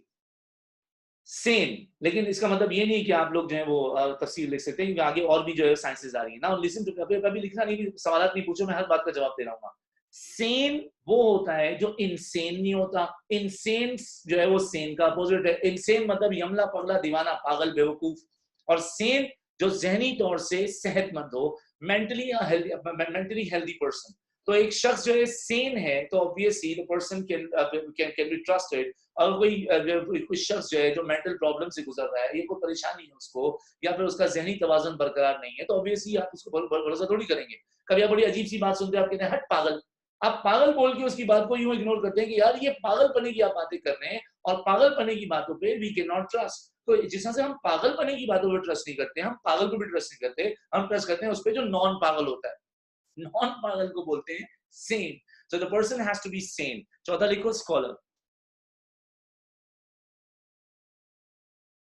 Scholar,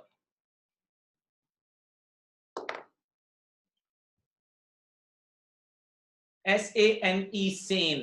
same तो होता है एक जैसा, सेन होता है मेंटली हेल्दी। अच्छा भैया, प्रॉब्लम ये है कि मैंने जो है वो मास्टर्स किया इस्लामियत में। अब मैंने इस्लामियत में जब मास्टर्स किया, तो मैं अगर जो है वो 2 साल और स्पेंड करूं यूनिवर्सिटी में, तो मैं एमफिल कर लूंगा, और 1-2 साल करने के बाद थीसिस सबमिट कराने के बाद मैं पीएचडी हो जाऊंगा। अगर मैं पीएचडी हो जाऊं तो मेरा नाम बढ़ जाएगा डॉक्टर खुर्रम हुसैन, जो कि सुनने में बड़ा अजीब लग रहा है, डॉक्टर मेरे नाम के साथ वैसे बड़ा अजीब लगता है, और मैं स्कॉलर कहलाऊंगा। यहाँ पर whenever we are talking about the person who qualifies to be a mufassir, that person is not a scholar who graduated from university or local universities. ना ना ना ना, यहाँ स्कॉलर, अनफॉर्चुनेटली इंग्लिश में हमारे पास जो आलिम के लिए, मुज्तहिद के लिए यूजुअली जो वर्ड मिलता है वो स्कॉलर मिलता है। तो यहाँ उस स्कॉलर की बात नहीं हो रही, यूनिवर्सिटी ग्रेजुएट है ना। हमने बात की जी आमिर लियाकत या फलाने या कोई वो तफसील लिख सकते हैं, नहीं, हमें उनसे लाइकिंग डिसलाइकिंग हो या ना हो, वो क्वालिफाई यहाँ नहीं कर पा रहे। आमिर लियाकत साहब, उनकी डिग्री पे भी ऐसे लोगों को डाउट है, लेकिन आमिर लियाकत साहब यूनिवर्सिटी ग्रेजुएट हैं, तो वो यहाँ पर उनकी क्वालिफिकेशन मुफस्सिर बनने की खत्म। जाकिर नाइक साहब भी यूनिवर्सिटी ग्रेजुएट हैं, तो वो भी कुरान पे कमेंट नहीं कर सकते। हम जिस शख्स की यहाँ पर बात करें स्कॉलर की, इस स्कॉलर का मतलब है दैट इज द पर्सन जिसने 9 साल का दर्स निजामी का कोर्स किया, तमाम किताबें पढ़ी, और उस पूरी सूरत हाल में जाके इसने जो है वो आलिम का कोर्स कर लिया और वो आलिम बन गया। तो यहाँ पर कैसे याद करना है, स्कॉलर बोले तो आलिम। ये एक बच्चा रोजाना इब्न अरबी की बात करता है, अल्लाह करे आपको इब्न अरबी ख्वाब में आके बता दें कि भाई मैं हर काम नहीं कर सकता, क्योंकि आपको मेरी बात का यकीन नहीं आ रहा है। आप अर्तुगरुल कम देखें, मेरे ख्याल से कुछ दिनों के लिए इस्लामिक मुझसे पढ़ लें, इब्न अरबी से इंशाल्लाह फिर आप जो भरपूर जमाने की बात पढ़ लीजिएगा। तो स्कॉलर बोले तो आलिम लिखो बेटा। मैं जो बोल रहा हूँ जैसे ही याद हो जाएगा आपने टाइप करना है, ताकि जब सबको याद हो मैं आगे बढ़ जाऊं। मुस्लिम अडल्ट सेन, स्कॉलर बोले तो आलिम। मुस्लिम अडल्ट सेन, स्कॉलर बोले तो आलिम। मुस्लिम अडल्ट सेन, स्कॉलर बोले तो आलिम। मुस्लिम अडल्ट सेन, स्कॉलर बोले तो आलिम। मुस्लिम अडल्ट सेन, स्कॉलर बोले तो आलिम। जी, मुस्लिम अडल्ट सेन, स्कॉलर बोले तो आलिम, क्योंकि यहाँ पर यूनिवर्सिटी ग्रेजुएट नहीं है, यहाँ पर आलिम की बात हो रही है। 4 याद हो गए तो फिर मैं बाकी 8 भी याद कराता हूं आपको।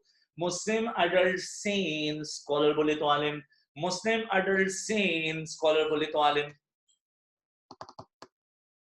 Good good good good good, शाबाश शाबाश। सब सब सब सबको याद कराना है, 2-4 को नहीं छोड़ना मैंने। मुस्लिम अडल्ट सेन, स्कॉलर बोले तो आलिम। स्कॉलर बोले तो आलिम।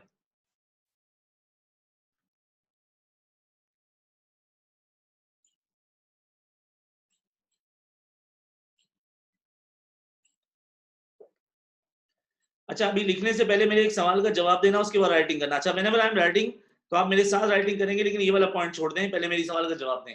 आई would like to ask a question, is it possible that a person is commenting and explaining Quran without the knowledge of hadith? अगर किसी शख्स के पास हदीस की नॉलेज नहीं है, क्या वो शख्स कुरान की तफसीर कर सकता है या नहीं? नहीं कर सकता, तो इसका मतलब ये हुआ कि एक मेजर रिक्वायरमेंट्स पैसेज में आ गई। लिखो मेरे साथ मेरा बच्चा जल्दी से, शाबाश। नॉलेज ऑफ हदीस, नॉलेज ऑफ हदीस।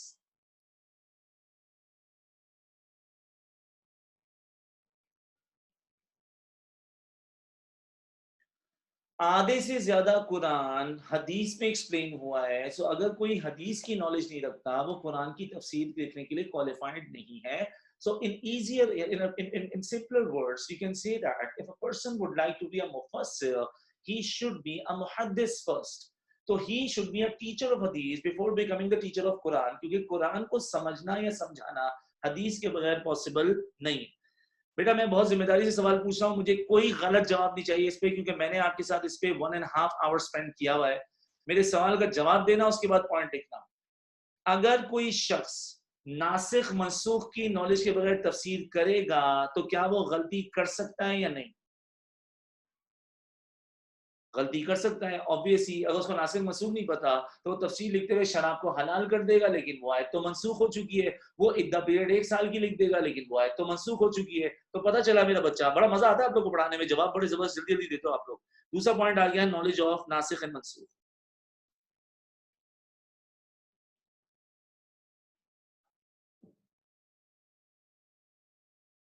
Knowledge of नासिख and Mansukh.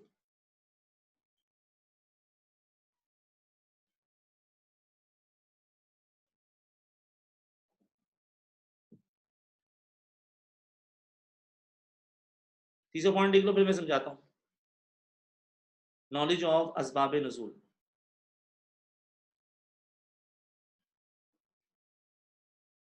Knowledge of असबाब नुज़ूल का मतलब होता है रीजंस ऑफ रेवलेशन।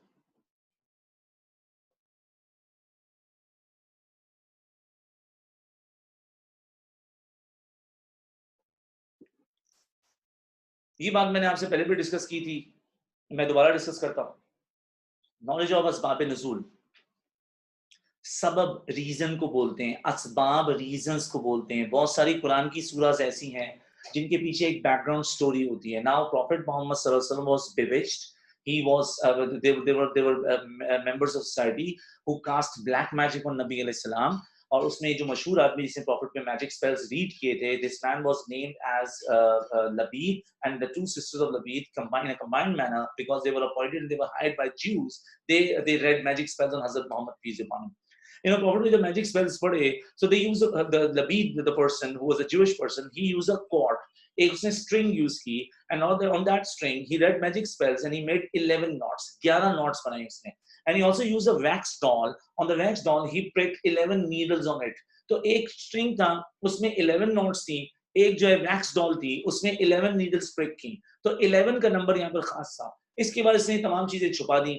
हजरत मोहम्मद सल्लल्लाहु अलैहि वसल्लम सॉ ड्रीम, और प्रॉफिट मोहम्मद सल्लल्लाहु अलैहि वसल्लम को ख्वाब में अल्लाह पाक ने इस बात की इंफॉर्मेशन दी कि आपके ऊपर जादू हुआ है, और वो चीजें फलाने जो है वो बनु जुरैक का जो कुआं है, जरवान नाम का कुआं है, वहां वो चीजें पड़ी हैं. प्रॉफिट ने हजरत अली, हजरत जुबैर वगैरह को भेजा कि जल्दी ये सामान लेकर आओ.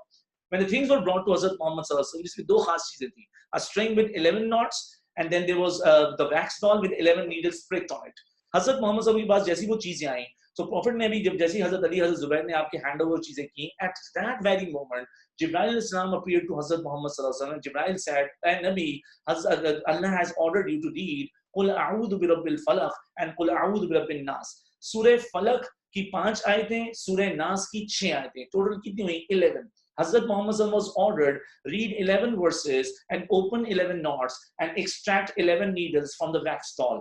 Hazrat Muhammad ने जब ये मामला किया, फलक और नास पढ़ी, 2 कुल आए थे, चारों कुल नहीं आए थे, 2 कुल आए थे, तो यूं प्रॉफिट पे जो जादू हुआ था, it was completely gonna go gone. Now the things I told you just, जो मैंने अभी आपको जो बातें बताई, ये सूरह फलक और सूरह नास की बैकग्राउंड स्टोरी थी. In other words, ये सूरह फलक और सूरह नास का शान नुज़ूल था. ये सूरह फलक और सूरह नास का असबाब नुज़ूल था, रीजंस ऑफ रेवलेशन, और इसी को सूरह फलक और सूरह नास का क्या बोलते हैं? बैकग्राउंड. तो जब कोई शख्स कुरान की तफसीर कर रहा है, उसको सूरह के बारे में सब पता होना चाहिए, including the background story.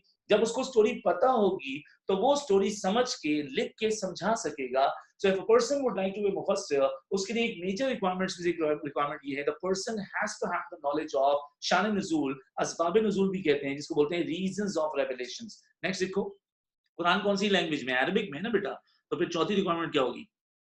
Knowledge of Arabic. अच्छा, आप पूरा लिखना, आप लोग लिखना नॉलेज ऑफ अरबिक लैंग्वेज, बल्कि मैं लिख देता हूँ पूरा, वरना आप गड़बड़ करोगे. कैपिटल लेटर से लिखो, नॉलेज ऑफ Arabic language.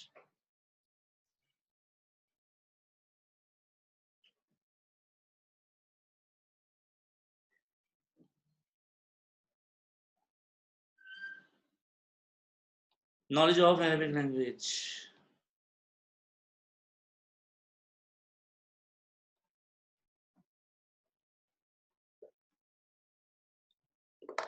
चले सर, पहले याद करते हैं. मुस्लिम अडल्ट सीन, स्कॉलर बोले तो आलिम. मुस्लिम अडल्ट सीन, स्कॉलर बोले तो आलिम. नॉलेज ऑफ हदीस, नासिख और मनसूख, शान नुज़ूल, अरबिक लैंग्वेज. नॉलेज ऑफ हदीस, नासिख और मनसूख, शान नुज़ूल, अरबिक लैंग्वेज. पहले मेरे साथ साथ पढ़ना है, भी टाइप मत करना. देखो कि वन गो में 8 याद हुए कि नहीं हुए. मुस्लिम अडल्ट सीन, स्कॉलर बोले तो आलिम. मुस्लिम अडल्ट सीन, स्कॉलर बोले तो आलिम. knowledge of hadith, nasikh and mansukh, shan nuzul, Arabic language. knowledge of hadith, nasikh and mansukh, shan nuzul, Arabic language. अब 8 के 8 एक गो में मेरे साथ पढ़ो, टाइप मत करो, मेरे साथ पढ़ो. पहले वहां जहां भी बैठे हुए पढ़ो, बस जो भी है. कोई आसपास वाला पागल समझे तो खैर है, हम पढ़ रहे हैं, पढ़ाई ऐसी होती है दीवानों की तरह. 8 एक साथ पढ़ते हैं. Muslim adult sane, scholar बोले तो आलिम. knowledge of hadith, nasikh and mansukh, shan nuzul, Arabic language. Muslim adult sane, scholar बोले तो आलिम. knowledge of hadith, nasikh and mansukh, shan nuzul, Arabic language. देख के पढ़ते हैं.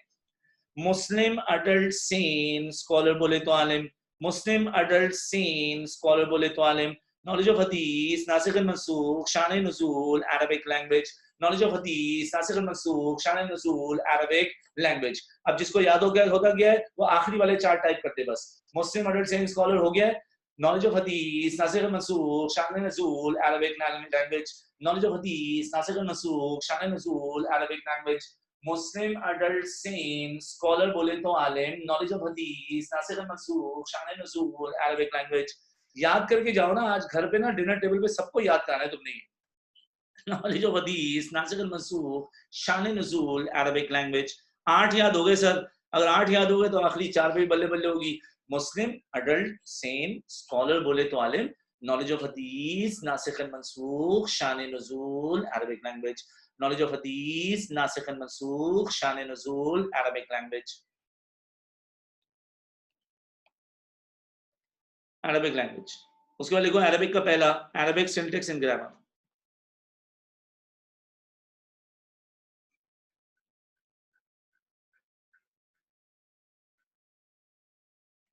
Arabic syntax and grammar. 4 points अब अरबिक के बारे में आएंगे। Arabic syntax and grammar.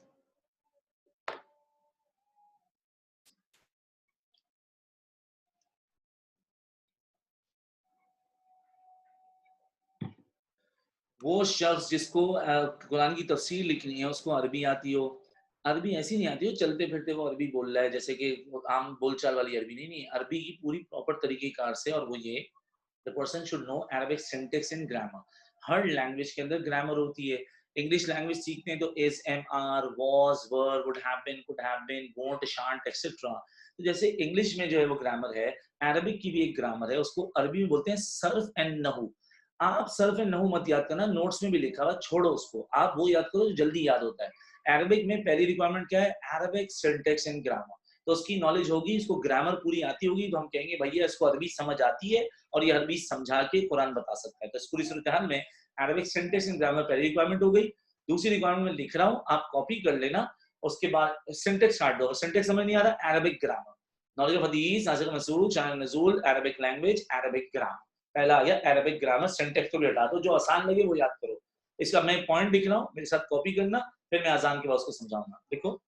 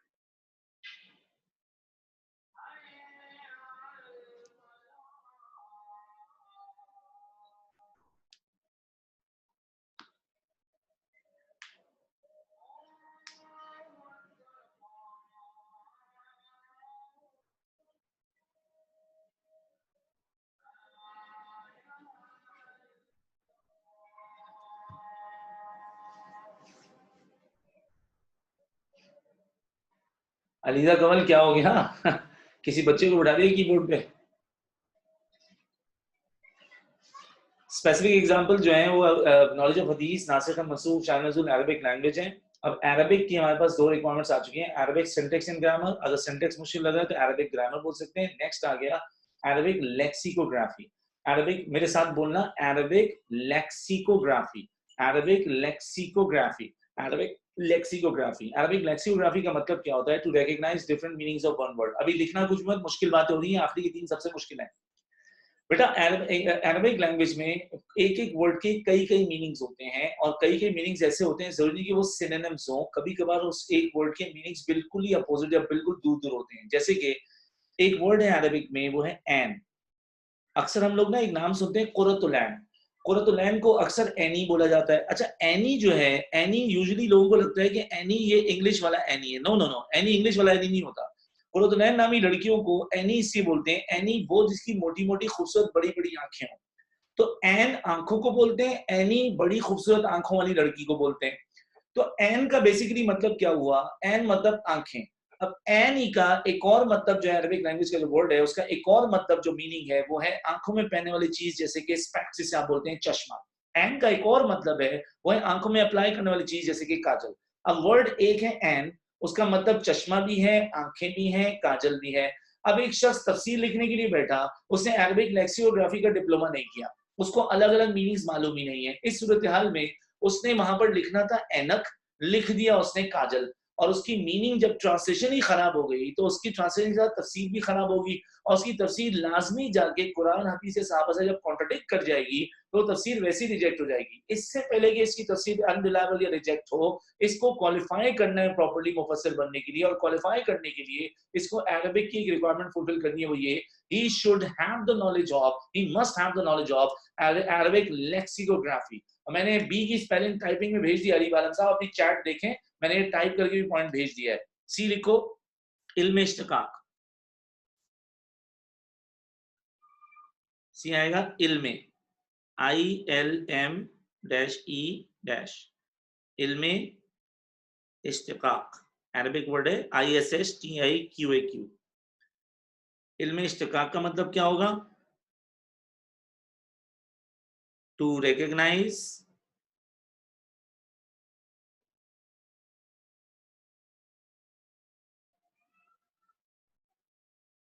to recognize root of a word।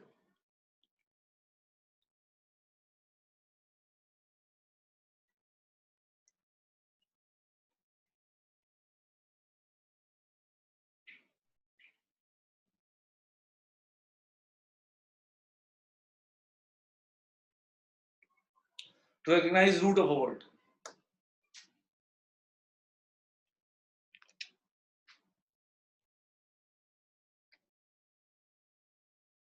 नहीं, तफसीर फिर दूसरे उलमा किराम चेक करके उस पर कॉमेंट करते हैं, और जो मुफस्सिर होते हैं वो उनकी तफसीर को देखते हैं कॉन्ट्रडिक्ट है, कॉन्ट्रडिक्शन है या नहीं है।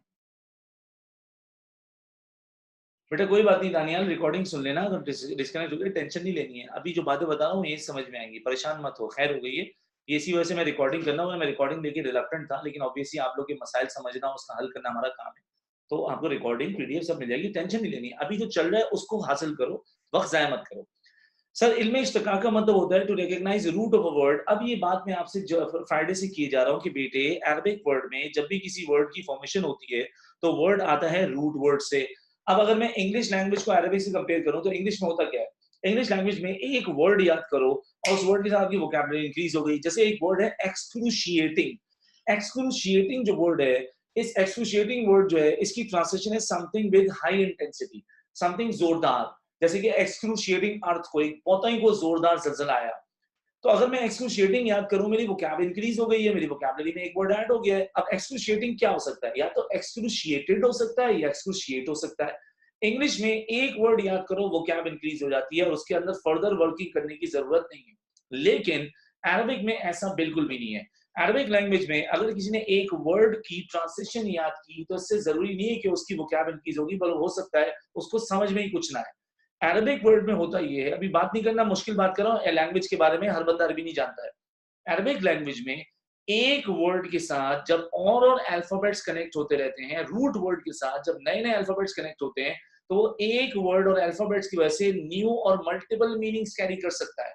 और मैं इसकी मिसाल लूंगा तो आप फौरन पकड़ जाओगे। तो जब इंग्लिश में होगा, एक वर्ड देखा, मीनिंग देखी, थिजोरस देखा, मामला बल्ले बल्ले हो गया, ओके की रिपोर्ट है। अरबिक में ऐसा नहीं है।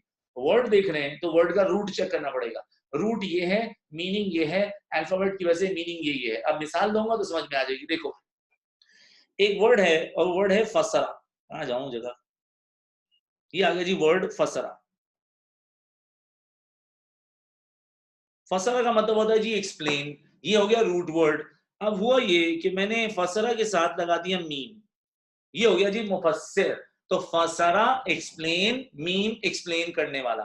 अब अगर मैं इसके साथ लगा दूं अल, अगर मैं इसके साथ लगा दूं अल, तो ये हो जाएगा द मुफस्सिर, तो अल का मतलब हुआ ये मुफस्सिर तो है लेकिन कोई खास है। फसरा एक्सप्लेन, मीम एक्सप्लेन करने वाला, अल कोई खास। तो अब मैंने क्या किया, मैंने यहां पर लगा दिया अल मुफस्सिरीन।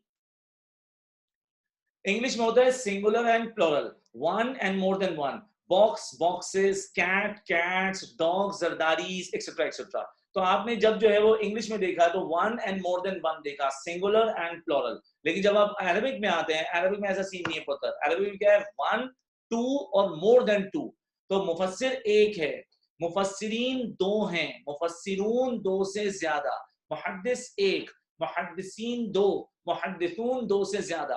अब मैं अल मुफस्सिरीन की ट्रांसलेशन याद करूं, मुझे कुछ समझ में थोड़ी आएगा। मैं तो ये देखूंगा भाई फसरा का मतलब एक्सप्लेनर, एक्सप्लेन, मीम एक्सप्लेन करने वाला, अल कोई खास, इन का मतलब है दो।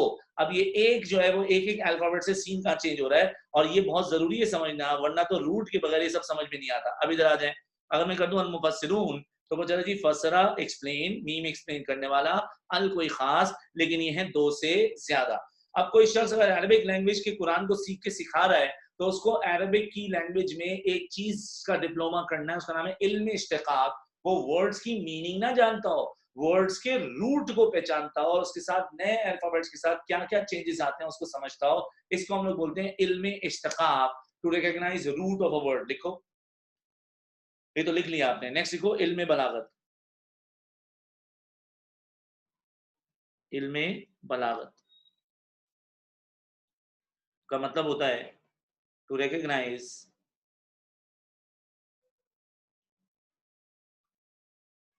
Metaphorical meanings. मैं टाइप करके भी दे देता हूं आपको।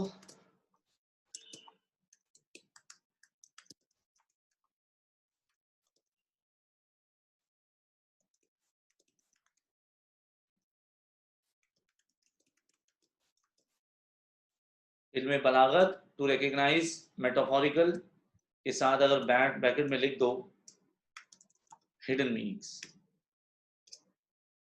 To recognise metaphorical meanings. जब मैं आपको कुरानिक पैसेजेस पढ़ाऊंगा तो मैं बहुत सारी कुरान की आयतों की हिडन मीनिंग्स आपको बताऊंगा। जैसे एक मैं आपको भी समझाता हूँ, इक़रा बिस्मि रब्बिकल लज़ी खलक़। इक़रा का मतलब होता है read in the name of your Lord. फिर आगे आ रहा है इक़रा व रब्बुकल अकरम, उसकी ट्रांसलेशन है प्रोक्लेम। रीड का मतलब तो लर्न होता है, प्रोक्लेम का मतलब तो टीच होता है। अब यहाँ पर गड़बड़ हो गई, वर्ड है इक़रा, जरा सा भी फर्क नहीं है, उक़रे इक़री इक़रो नहीं है, इक़रा रीड। तीसरी आयत में एक आयत छोड़ के इक़रा प्रोक्लेम, ये कैसे हो सकता है सर? सेम वर्ड की अपोजिट, ये तो एंटोनिम्स हैं, ये तो सिनोनिम्स नहीं है, ये कैसे हो सकता है? उसके बीच में एक हिडन मैसेज है, उसके बीच में एक मेटाफोरिकल मीनिंग है। और मेटाफोरिकल मीनिंग्स जो हैं, वो जो हिडन मीनिंग्स हैं, वो जब मैं आपको पढ़ाऊंगा समझाऊंगा तो ये पॉइंट क्लियर होगा। इस पॉइंट को समझने की अभी जरूरत नहीं है, बस ये समझें कुरान में कुछ आयतों में हिडन मीनिंग्स होते हैं। जैसे कि चलो मैं मिसाल देता हूँ, इन्ना आतोइना कल कौसर, कौसर के एक मतलब ये है कि प्रॉफिट मोहम्मद सल्लल्लाहु अलैहि वसल्लम will be given a river in the paradise, he will be blessed with the river of the fountain of haven. Kausar का एक और मतलब है सहाबा, ये मेटाफोरिकल मीनिंग है। कौसर का एक और मतलब है अहले बैत। कौसर का एक मतलब है हजरत फातिमा रजी अल्लाह तआला अन्हा उनसे चली हुई एक चेन जो कि हुजूर इस्लाम की नस्ल, जिनको आप सादात बोलते हैं। अब यहाँ पर कौसर के तो मल्टीपल मीनिंग्स हैं। कौसर का मतलब उठाएं तो पता चलता है अबंडेंस, कोई चीज बहुत ज्यादा। कब कौसर का लिटरल मीनिंग है कोई चीज बहुत ज्यादा, समथिंग इन अ प्लेंटिफुल मैनर। लेकिन कौसर के मेटाफोरिकल मीनिंग्स बहुत सारे हैं, सहाबा, अहले बैत, हजरत Fatima, the generation moving on, Sadat जिन्हें आप कहते हैं, और साथ में यहाँ पर river of the fountain of haven भी है। तो एक एक लफ्ज में कभी कभार हिडन मीनिंग्स होते हैं। इन मेटाफोरिकल मीनिंग्स को समझना आना चाहिए, उसके लिए एक डिप्लोमा करना है, उसका नाम है इल्मे बलागत। क्या नाम है जी? इल्मे बलागत। पेन रख देना, मेरी बात सुनिए, खामोश है ना बिल्कुल। 3 बार मैं सुनाऊंगा, शायद मैं 4 बार सुनाऊं, 12 के 12 वन गो में आप मेरे साथ पढ़ लेना। लिखने में भले टाइम लग रहा है, खैर है, याद किए बगैर नहीं मैं आगे बढ़ूंगा। तो जी, a person who qualifies to be a mufassir must be having the following qualities, few general and few specific. General क्या है? Muslim adult sane scholar बोले तो आलिम, Muslim adult sane scholar बोले तो आलिम, knowledge of hadith, नासिख मंसूख, शान नुज़ूल, Arabic language, knowledge of hadith, नासिख मंसूख, शान नुज़ूल, Arabic language। अभी काम करते हैं, हमने ये पक्का तो कर लिया था, एक गो में 8 पढ़ते हैं। मुस्लिम अडल्ट सीन स्कॉलर बोले तो आलिम, नॉलेज ऑफ हदीस, नासिख मंसूख, शान नुज़ूल, अरबिक लैंग्वेज। अरबिक के 4 हैं, ये कच्चे हैं और ये याद नहीं होते हैं जल्दी से। मैं 3 बार बोलूंगा, जहां से याद होना शुरू हो जाए मेरे साथ साथ पढ़ते रहना, आपने अपने आप को सुनाना है तो पक्का याद हो जाएगा। पहले मैं शुरू से आगे आपको एक गो में 12 सुनाता हूँ। मुस्लिम अडल्ट सेन, स्कॉलर बोले तो आलिम, नॉलेज ऑफ हदीस, नासिख मंसूख, शान नुज़ूल, Arabic language, Arabic syntax and grammar, Arabic lexicography, इल्म इश्तिकाक, इल्म बलागत, Arabic lexicography to recognise different meanings of one word, इल्म इश्तिकाक to recognise root of a word, इल्म बलागत टू रिकॉग्नाइज मेटाफोरिकल यानी कि हिडन मीनिंग्स। अब वापस सुनते हैं। Arabic syntax and grammar, Arabic lexicography, ilm ishtiqaq, ilm balagat, Arabic syntax and grammar, Arabic lexicography, ilm ishtiqaq, ilm balagat, Arabic syntax and grammar, Arabic lexicography, ilm ishtiqaq, ilm balagat। अब मेरे साथ पढ़ो, Arabic के 4 पक्के करने बेटा, बाकी पूरा टॉपिक इंशाल्लाह याद हो चुका होगा क्योंकि आपने मुझे टाइप करके बड़े पप्पू आंसर भेजे। आखिरी 4 में कच्चा नहीं होना, ये परफेक्ट आंसर बनाना है हमने।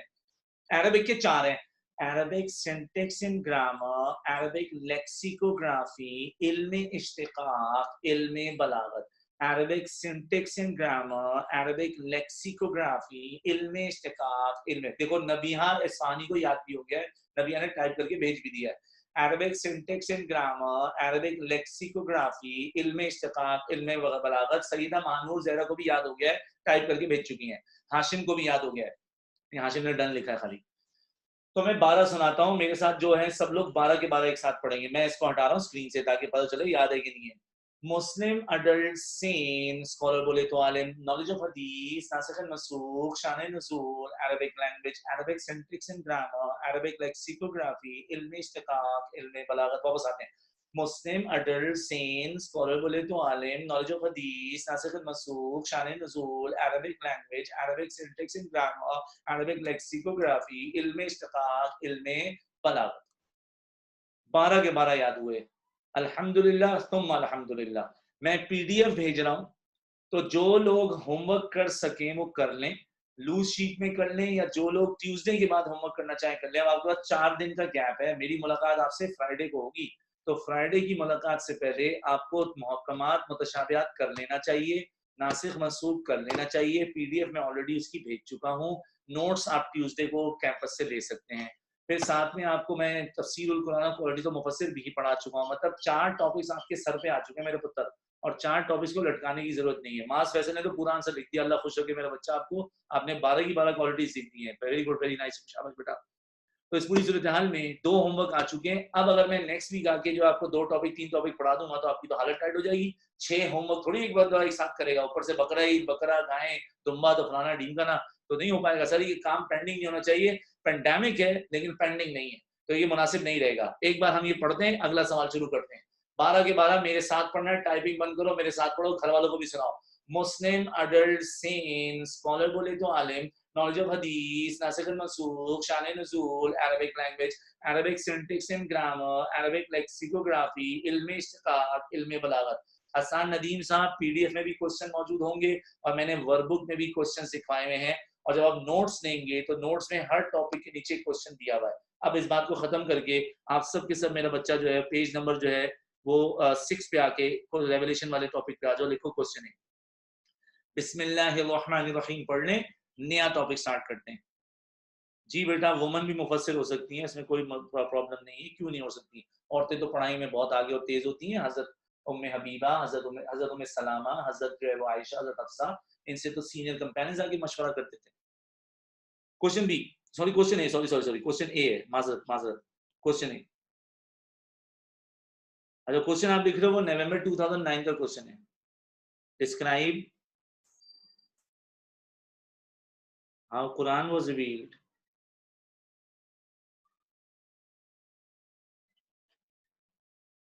describe how Quran was revealed on Prophet peace be upon him।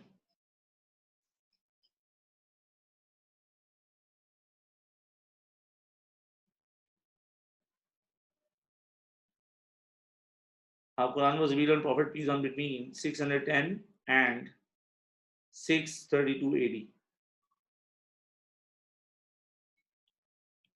आप लोगों से आपकी बेसिक नॉलेज का सवाल है, मैं जानना ही चाह रहा हूँ कि आप में से कौन लोग ये बात जानते हैं, so that I'll be responding to that particular area according to your answers। Could you please tell me what does 610 AD mean? 610 का मतलब क्या है यहाँ पर? 610 नहीं, एडी का मतलब नहीं पूछा, 610 का मतलब क्या है? 610 क्या है, क्या चीज है? गलत जवाब आ रहे हैं।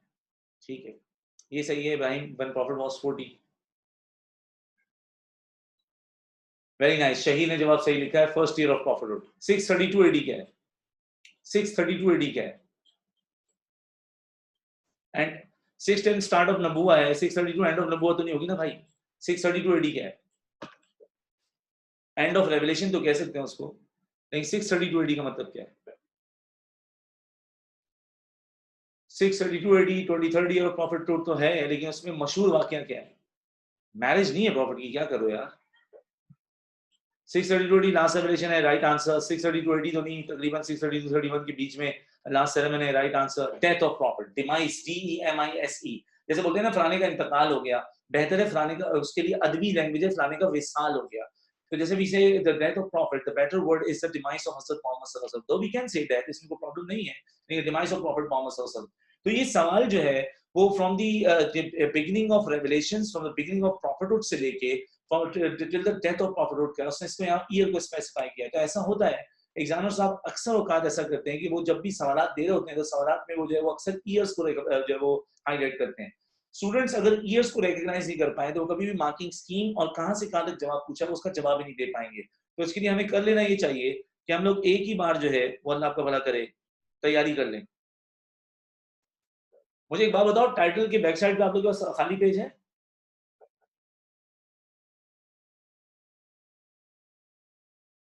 नहीं है, चलो फिर इधर आ जाओ, सब लोग आ जाओ इस वाले पेज पे।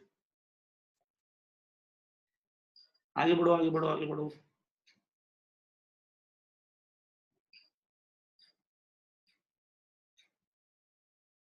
Page number 24, page number 24।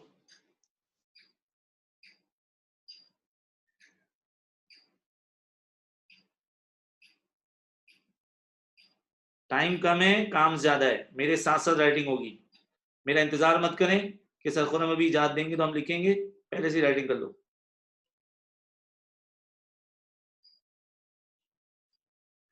Heading दीजिए years to remember. Page number 24 मेरा बच्चा, page number 24, years to remember. I am on page number 24, not page number 25। Please page number 24 पे आ जाइए, ईयर्स टू रिमेंबर की हेडिंग आएगी।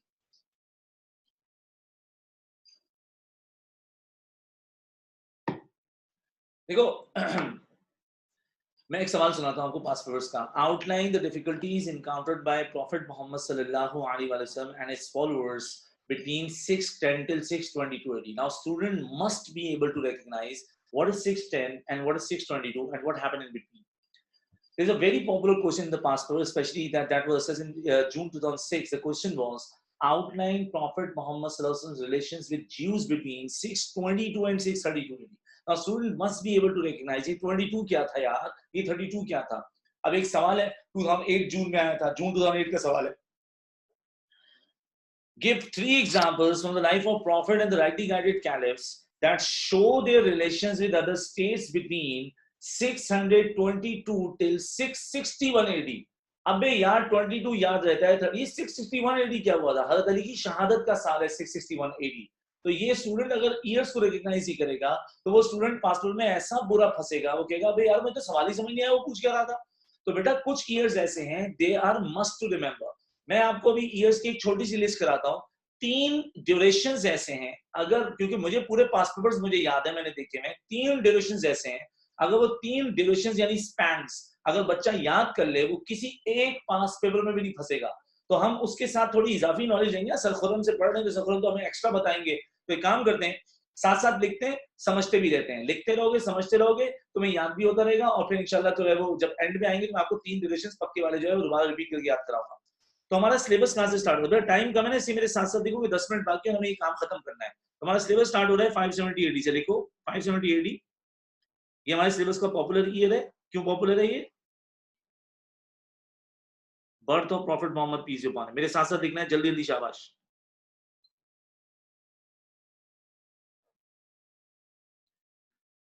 और इस 570 AD के ईयर को ईयर ऑफ एलिफेंट भी बोलते हैं।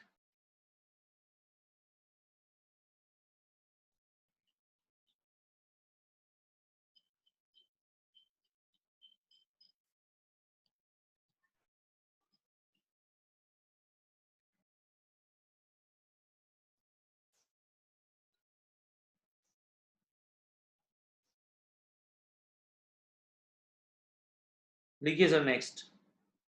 अच्छा जी, 570 के बाद 582 AD भी इंपॉर्टेंट है, 5 जो है वो 95 AD भी इंपॉर्टेंट है, उसमें ईयर ऑफ जो है वो प्रॉफिट की मैरिज थी। 605 बहुत इंपॉर्टेंट है, जिसमें प्रॉफिट मोहम्मद साहब को सादिक और अमीन की वजह से जो है प्रॉफिट ने ब्लैकस्टोन फिक्स किया था। लेकिन हम डायरेक्ट जंप करें 40 साल की प्रॉफिट की एज पे, जिसमें एक बड़ी हैपनिंग हुई थी, वो है 610 AD। देखो 610 AD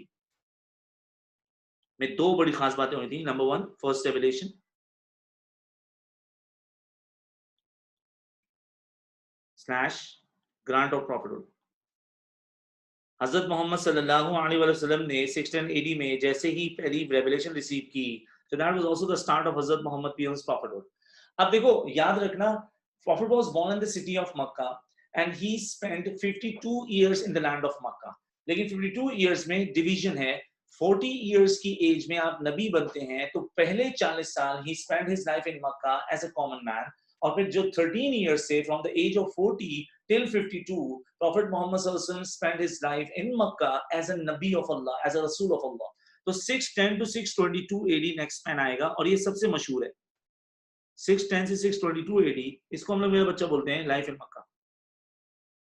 याद रहे, जो 570 से 610 AD है वो भी लाइफ इन मक्का है, पर ये लाइफ इन मक्का ऐसे कहलाती है कि this is life in Mecca as a रसूल ऑफ अल्लाह। अब 622 AD में क्या हुआ? ऑब्वियसली हजरत मोहम्मद सल्लल्लाहु अलैहि वसल्लम जो हैं, उनके कुछ सहाबा बहुत ज्यादा पिटाई हो रही थी, परसिक्यूशन थे, मामला बड़े खराब थे। अबू जहल जैसे लोग, अबू लहब जैसे लोगों ने जिंदगी अजीरन बना के रखी हुई थी। तो few followers in the 5th year of Prophet, they had to leave the Makkah for the city of Abyssinia, but Prophet was still dwelling in the city of Makkah। While dwelling in the city of Makkah, their life was difficult and with full of hardships। Boycott हुआ 3 साल का, जिंदगी और मुश्किल हुई। लेकिन then हजरत मोहम्मद सल्लल्लाहु अलैहि वसल्लम जो है, उनके अंकल का इंतकाल होता है soon after the leaving of boycott। Khadija की भी वफात होती है। तो अब प्रॉफिट के लिए मक्का की लाइफ बहुत टफ हो गई थी, और अब हजरत अबू तालिब के बाद जिंदगी में और दुश्वारियां आई। So 3 years after the death of Hazrat Abu Talib and Khadija, Prophet had to leave the city of Makkah for the city of Medina। So 622 AD is a significant year because this is the year of Prophet's migration। याद रहे, there are two migration। Number 1 is the first migration, that is migration to Abyssinia, जिसमें 2 batches गए थे। लेकिन when you say Prophet's migration, this means this is the migration to from Makkah to Medina, क्योंकि migration तो सहाबा ने भी की है, तो Prophet की सहाबा ने अबिसिनिया मदीना 2 migration की है। तो प्रॉफिट ने एक ही माइग्रेशन की है, उसको माइग्रेशन टू मदीना बोलते हैं। तो 622 AD में लिखो migration to Medina.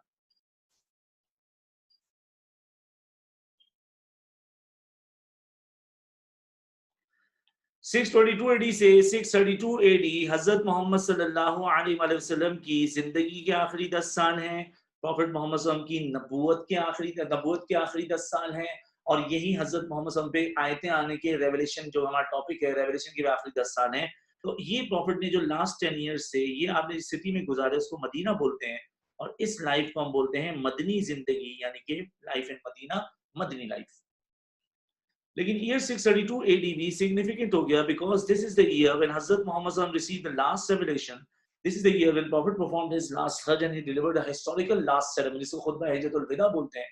But that is also the year of the demise of Prophet Muhammad, peace be upon him।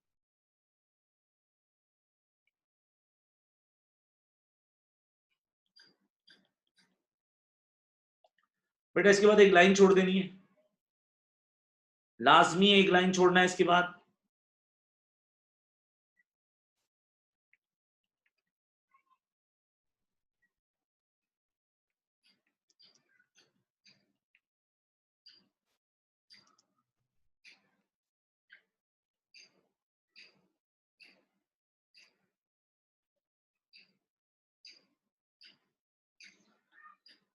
Profit की डेथ के बाद 2 साल 4 महीने 10 दिन तक के लिए जो कैलिफ थे हमारे, उनका नाम था हजरत अबू बकर सिद्दीक। तो 632 से 634 AD कहलाता है ruling period of first caliph.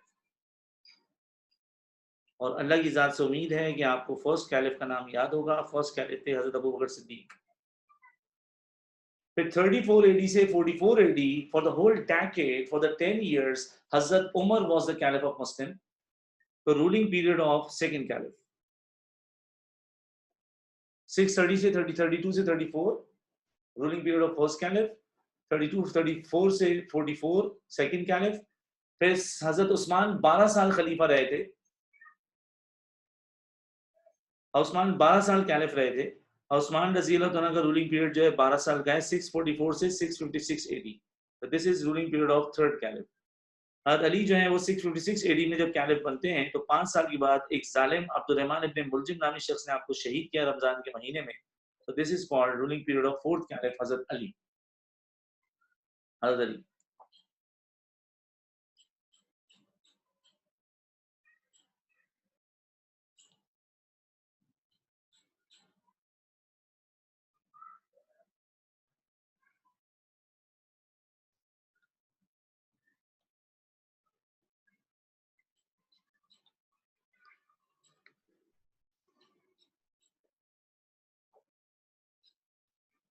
PH तो मैंने कहीं नहीं लिखा। AH का मतलब होता है आफ्टर हिजरी और AD का मतलब जो है एनो डोमिनी, जो बच्चे ने लिखा अभी भी।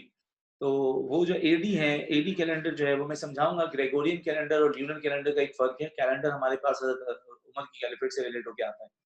अच्छा मेरा बच्चा, ये जो पूरी लिस्ट बनी है इसमें अगर तुम ये वाला पार्ट देखो, देखो एक मिनट रुक जाओ, जिसने भी राइटिंग कर रहा है 1 मिनट के लिए रुक जाओ, मेरी छोटी सी एक बात सुन लो। इधर देखो, ये जो पोर्शन है 576 AD, पेपर 1 का मेजर पार्ट इसी पोर्शन से आता है। पेपर 1 मेजर पार्ट जो है वो यहीं से प्रॉफिट की बर्थ से प्रॉफिट की डेथ तक। कुछ टॉपिक्स ऐसे हैं जो इसके बाद के हैं, जैसे कि वाकया करबला, जैसे कि Abu Ubaidah, Talha, Zubair, Abdur Rahman bin Auf रिज़वानुल्लाह अजमईन की शहादतें या इंतकाल। तो ये मैंने बेटा किसी बच्चे ने बोल दिया शायद, ये मैंने पीडी नहीं, ए डी है, ये भी ए डी है, सब जगह में ए डी लिखा है। फिर जब मैं इस वाले पोर्शन पे आता हूँ, ये जो है 630 से 661, ये पेपर 2 का कंपोनेंट है, क्योंकि पेपर 2 में आप राइटली गाइडेड कैलिफ का चैप्टर पढ़ते हैं और पेपर 2 में यूजुअली यही वाले ईयर्स आते हैं। कुछ कंपोनेंट्स या कुछ एरियाज इस ईयर्स के आगे भी हैं, जैसे कि कंपाइलेशन ऑफ हदीस जो है वो हज़रत अली की वफात के बाद या शहादत के बाद हुआ था। तो इस तरह से जो है वो कुछ और टॉपिक सनद मतन के या बुखारी वगैरह के वो उसके बाद के, लेकिन यूजुअली 9 मैंने सी छुड़वाई, ऊपर वाले ईयर्स पेपर 1 से रिलेटेड है, नीचे वाले ईयर्स पेपर 2 से। अब आपने 3 ड्यूरेशंस पक्के याद करने हैं। जो बच्चा ये 3 ड्यूरेशंस याद रखेगा वो कभी भी नहीं जो है वो अटकेगा। और वो 3 ड्यूरेशन बेटा हम लोग यहाँ ऊपर लिखते हैं, लिखो यहाँ पर, मैं ब्लैक से लिखूंगा, बाद में उसको मैं हाईलाइट करूंगा। जो ड्यूरेशन नहीं भूलने वो ये हैं 610 से 622, दूसरा 622 से 632 और तीसरा 632 से 661। बस जिस बच्चे को ये ड्यूरेशन याद है वो किसी भी पास पेपर में नहीं फंसेगा। 610 से 622 AD लाइफ इन मक्का, 622 से 632 AD लाइफ इन मदीना, 632 से 661 AD ruling period of the rightly guided caliphs. 3 durations पक्के याद रखने हैं मेरे बच्चे, मेरे काके काकियों। 610 से 22 AD। तो मैं सवाल तुम्हें पासवर्ड्स के सुनाता हूं। Outline the difficulties encountered by prophet's followers between 610 till 622 AD। Outline prophet's relation with hypocrites between 622 till 632 AD। My life in Medina पूछ रहा है। Give examples that show the relations of caliphs with other states between 632 till 661 AD। तो ये caliphs वाला सवाल paper 2 में आता है। तो ईयर्स जो याद रखने तो वो ये हो गए। हमारी क्लास यहीं पर रुक जाएगी आज। होमवर्क आपके पास नासिख मंसूख का, मुहकमात मुतशाबिहात का और तफसीरुल कुरान और मुफस्सिर, 4 टॉपिक हमने इस वीक में पढ़ लिए हैं। ये 4 टॉपिक्स आपके होमवर्क हैं। You can take help from number 1 आप हेल्प ले सकते हैं पीडीएफ से, नंबर 2 आप हेल्प ले सकते हैं डेफिनेटली नोट से पढ़ के आंसर लिखिए तो बहुत अच्छी बात है। और नोट्स आपको ट्यूसडे से कैंपस से मिलना शुरू होंगे। नोट्स के साथ लाजमी नोटबुक्स लेके जाइएगा, क्योंकि नोटबुक्स पे ही आपने होमवर्क करना है। तो नोट्स के साथ नोटबुक्स भी मिलेंगी जिसपे होमवर्क लिखा जाएगा। क्वेश्चंस जो हैं वो है outline the main difference between मुहक्कमात एंड मुतशाबिहात, जो मैंने वर्कबुक में लिखवाया है question. What is meant by नासिख एंड मनसूख, give 2 examples of how one verse cancels the other। ये मैंने आपको नासिख मंसूख में क्वेश्चन लिखवाया। क्वेश्चन वही सॉल्व करने जो मैंने दिए हैं। मैंने आपको जो है फ्लो चार्ट में लिखवाए हैं, आपने जो है वो पैराग्राफ फॉर्म में आंसर लिखना है। याद रहे आंसर पैराग्राफ फॉर्म में करना है, जैसे नोट्स में आंसर हुआ है। नोट्स 3000 के हैं बेटा, 1500 के नहीं 3000 के हैं। पेपर 1 पेपर 2 सारे नोट्स और नोटबुक्स मिला के 3000 की कॉस्ट है। अल्लाह हाफिज बेटा, फाकिया, अल्लाह हाफिज। आंसर नोटबुक में करना है Shaheer bin Shafiq. When you are going to buy notes, notes के साथ नोटबुक्स मिलेंगी। पेपर 1 की नोटबुक मोटी सी अलग है, पेपर 2 की नोटबुक अलग है। पेपर 1 का होमवर्क दिया मैंने आज, तो पेपर 1 की नोटबुक पे होमवर्क करना है। और अगर आप नोट्स अभी नहीं बाय कर पा रहे तो फिर आप किसी अपने सेपरेट नोटबुक में काम कर लें, बाद में उस पर कॉपी कर लीजिएगा।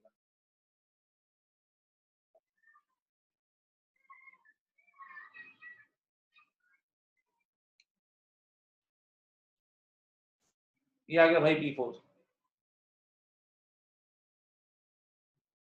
मैं होमवर्क क्वेश्चंस ग्रुप में भेज देता हूँ बेटा। अरीब बेटा, क्या नाम है, हमजा खान, आपको कंफ्यूजन हो रही है, मैं 4 क्वेश्चंस होमवर्क के ग्रुप में भेज देता हूँ टाइप करके, तो आप उसमें पढ़ लीजिएगा, वो आपको याद रहेगा।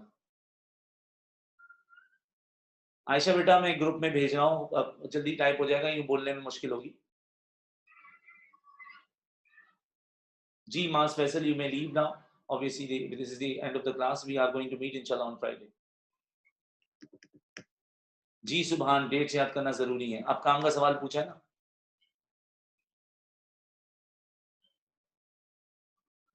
632 AD में मोहम्मद एहसन लिखा हुआ है demise of prophet, DEMISE। Demise बेटा मुश्किल लग रहा है तो आप लिख दो death of prophet. Alishba Shahid, जी हाँ, from Tuesday notes, notebook and stationery will be available from Tuesday इंशाल्लाह। Ali Imran, I am going to type the homework questions and inshallah I will be sending them. अभी मैं आपको तफसीर का जो PDF भेजूंगा उसके साथ में आपको इंशाल्लाह जो है वो होमवर्क के भी क्वेश्चंस लिख के भेज दूंगा। Just give me some time, मैं इंशाल्लाह भी 10-15 मिनट में ही काम करके स्टडी रूम से जाने से पहले मैं काम कर दूंगा। इकरा बेटा, मैं ग्रुप में होमवर्क के क्वेश्चंस भेज रहा हूँ मेरा बच्चा।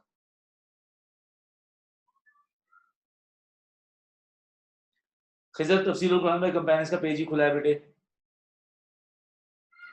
अशमाल, पिछले साल के नोट्स या उससे पिछले साल के नोट्स ना यूज करें, अब जरूरत है फिलहाल तो कर लें। बुक 2 के तो नासिर मसूद को अपडेट नहीं हुआ होगा, लेकिन ये कि you need to buy, you should buy separate set.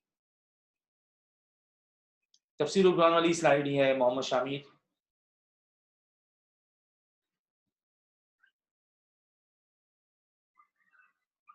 जी मुस्तफ़ा, मैं नासिर मसूद की PDF भेज चुका हूँ, मैं आपको इंशाल्लाह ये PDF भी with in few minutes send कर रहा हूँ जब when I am done with the question answer session.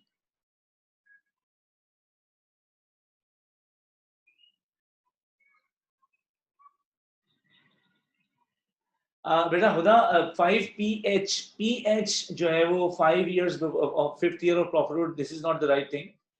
इसको 5PH नहीं लिखते, ऐसे लिखेंगे 5th year of profithood। तो ये this is the right answer. या फिर आप उसको AD में लिखोगे 616 AD, तो 616 फिर 615 AD, या फिर 6th year of profithood था। छठे साल गए थे हम लोग। 15 AD है और 6th year of profithood है।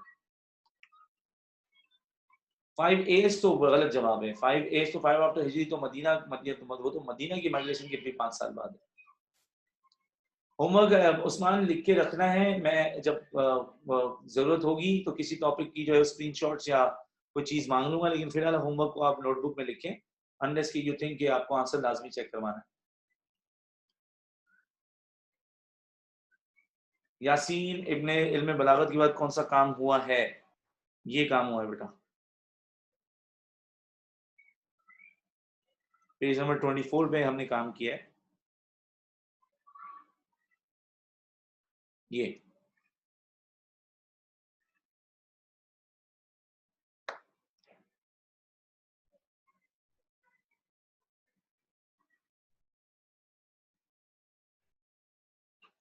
दानियाल खान, वर्कबुक में जो मैं क्लास में काम करा रहा हूँ यही लेक्चर्स हैं।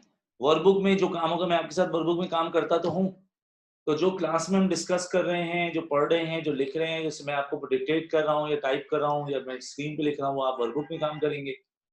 और नोटबुक्स जो आपको मिलेंगी, नोटबुक्स में आप होमवर्क का पूरा पैराग्राफ फॉर्म लिखेंगे। तो वर्कबुक में आपके पॉइंट पॉइंट फॉर्म्स या फिर फ्लो चार्ट फॉर्म है जो कि लेक्चर के दौरान आप लिखते हैं, और लेक्चर को कह लें आप वर्कबुक है, और होमवर्क आपका नोटबुक्स में।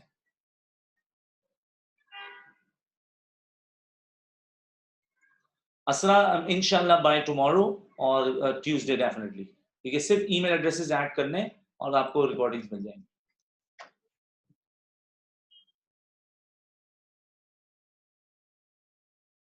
ईयरोग्लिफ, जी हाँ, इंपॉर्टेंट है ईयरोग्लिफ। पूरा एक साल है ऑब्वियसली, इसमें प्रीचिंग भी है, डेथ्स भी हैं, लिफ्टिंग ऑफ बॉयकॉट भी है। ग्रांट ऑफ प्रॉफिट का मतलब ये है कि प्रॉफिट पीजन was given apostleship, prophet was given नबुवा। तो ग्रांट ऑफ प्रॉफिट का मतलब ये है कि he was chosen as a messenger of Allah और he was given the prophet. तो ग्रांट ऑफ प्रॉफिट की अल्लाह ने उनको नबूवत अता फरमाई।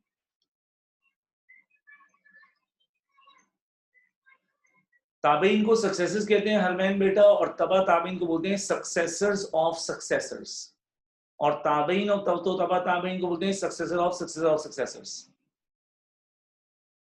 जी इब्राहिम बेटा, क्लास खत्म हो गई है, if you want to leave you can. ठीक है Mustafa, I will be sending that board work इंशाल्लाह।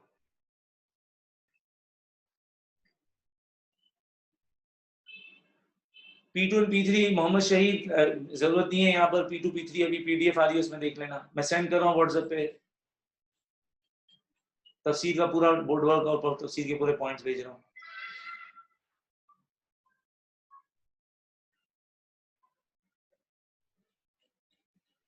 कोचिंग ओपन है, लेकिन मैं कोचिंग में नहीं होता बेटा। कोचिंग ओपन है, मेरी टीम अवेलेबल है, I am not there. If you like to ask any question you can ask here और एट व्हाट्सएप।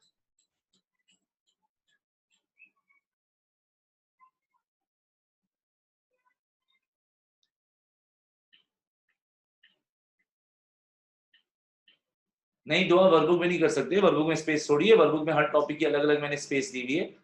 आप जो होमवर्क की बात कर रहे हैं ना दुआ, होमवर्क आप नोटबुक में करेंगे, होमवर्क वर्कबुक में मत कर दीजिएगा बच्चे। तो वर्कबुक तो आपकी वैसे ही खत्म हो जाएगी। मैंने तो हेडिंग दी हुई है टॉपिक की, हर टॉपिक यहीं पर आएगा। मेरी क्लास में जो काम होता है वो वर्कबुक का है, और जो आप अलग से होमवर्क करते हैं वो फिर आप सेपरेट करेंगे। वर्कबुक में और कोई काम मत कीजिएगा अनलेस की मेरी क्लास होगी।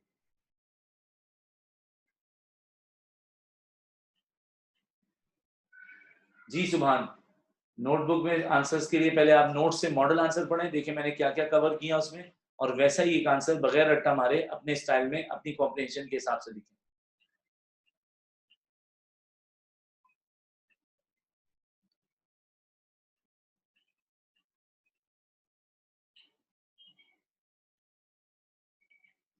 नहीं, companions learned not the translation तो नहीं लिखा हुआ, companions learned Quran.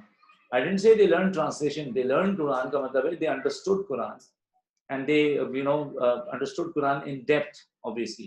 उसी वजह से मैंने वो जो रिपोर्ट वहाँ लिखी कि इब्ने Umar learned Surah Baqarah in 8 years, so that was related to his devotion and the time duration and the hard work he did for Quran.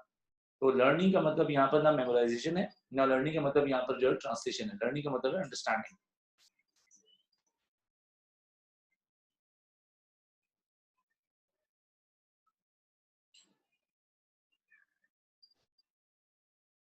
शहीद स्क्रीनशॉट्स की जरूरत नहीं है, मैं जब सारी चीजें सेंड कर रहा हूँ अच्छे फॉर्म में आपके पास आ रही है, why would you take screenshots?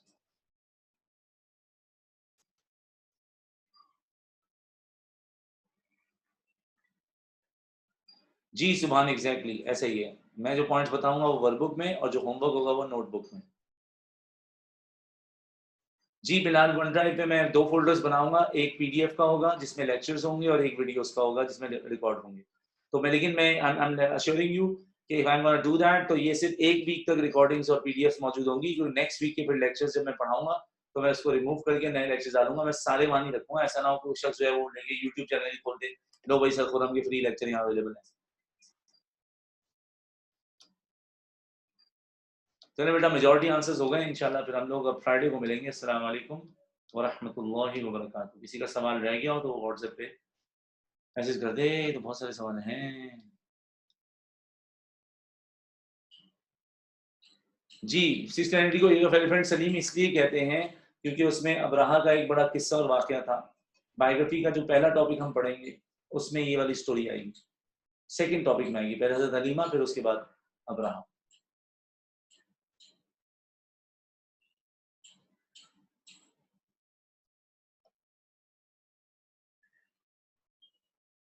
Migration of Abyssinia was in 615 AD। होदा 615 AD है। ठीक है जी बेटा, अस्सलाम वालेकुम व रहमतुल्लाहि व बरकातहू।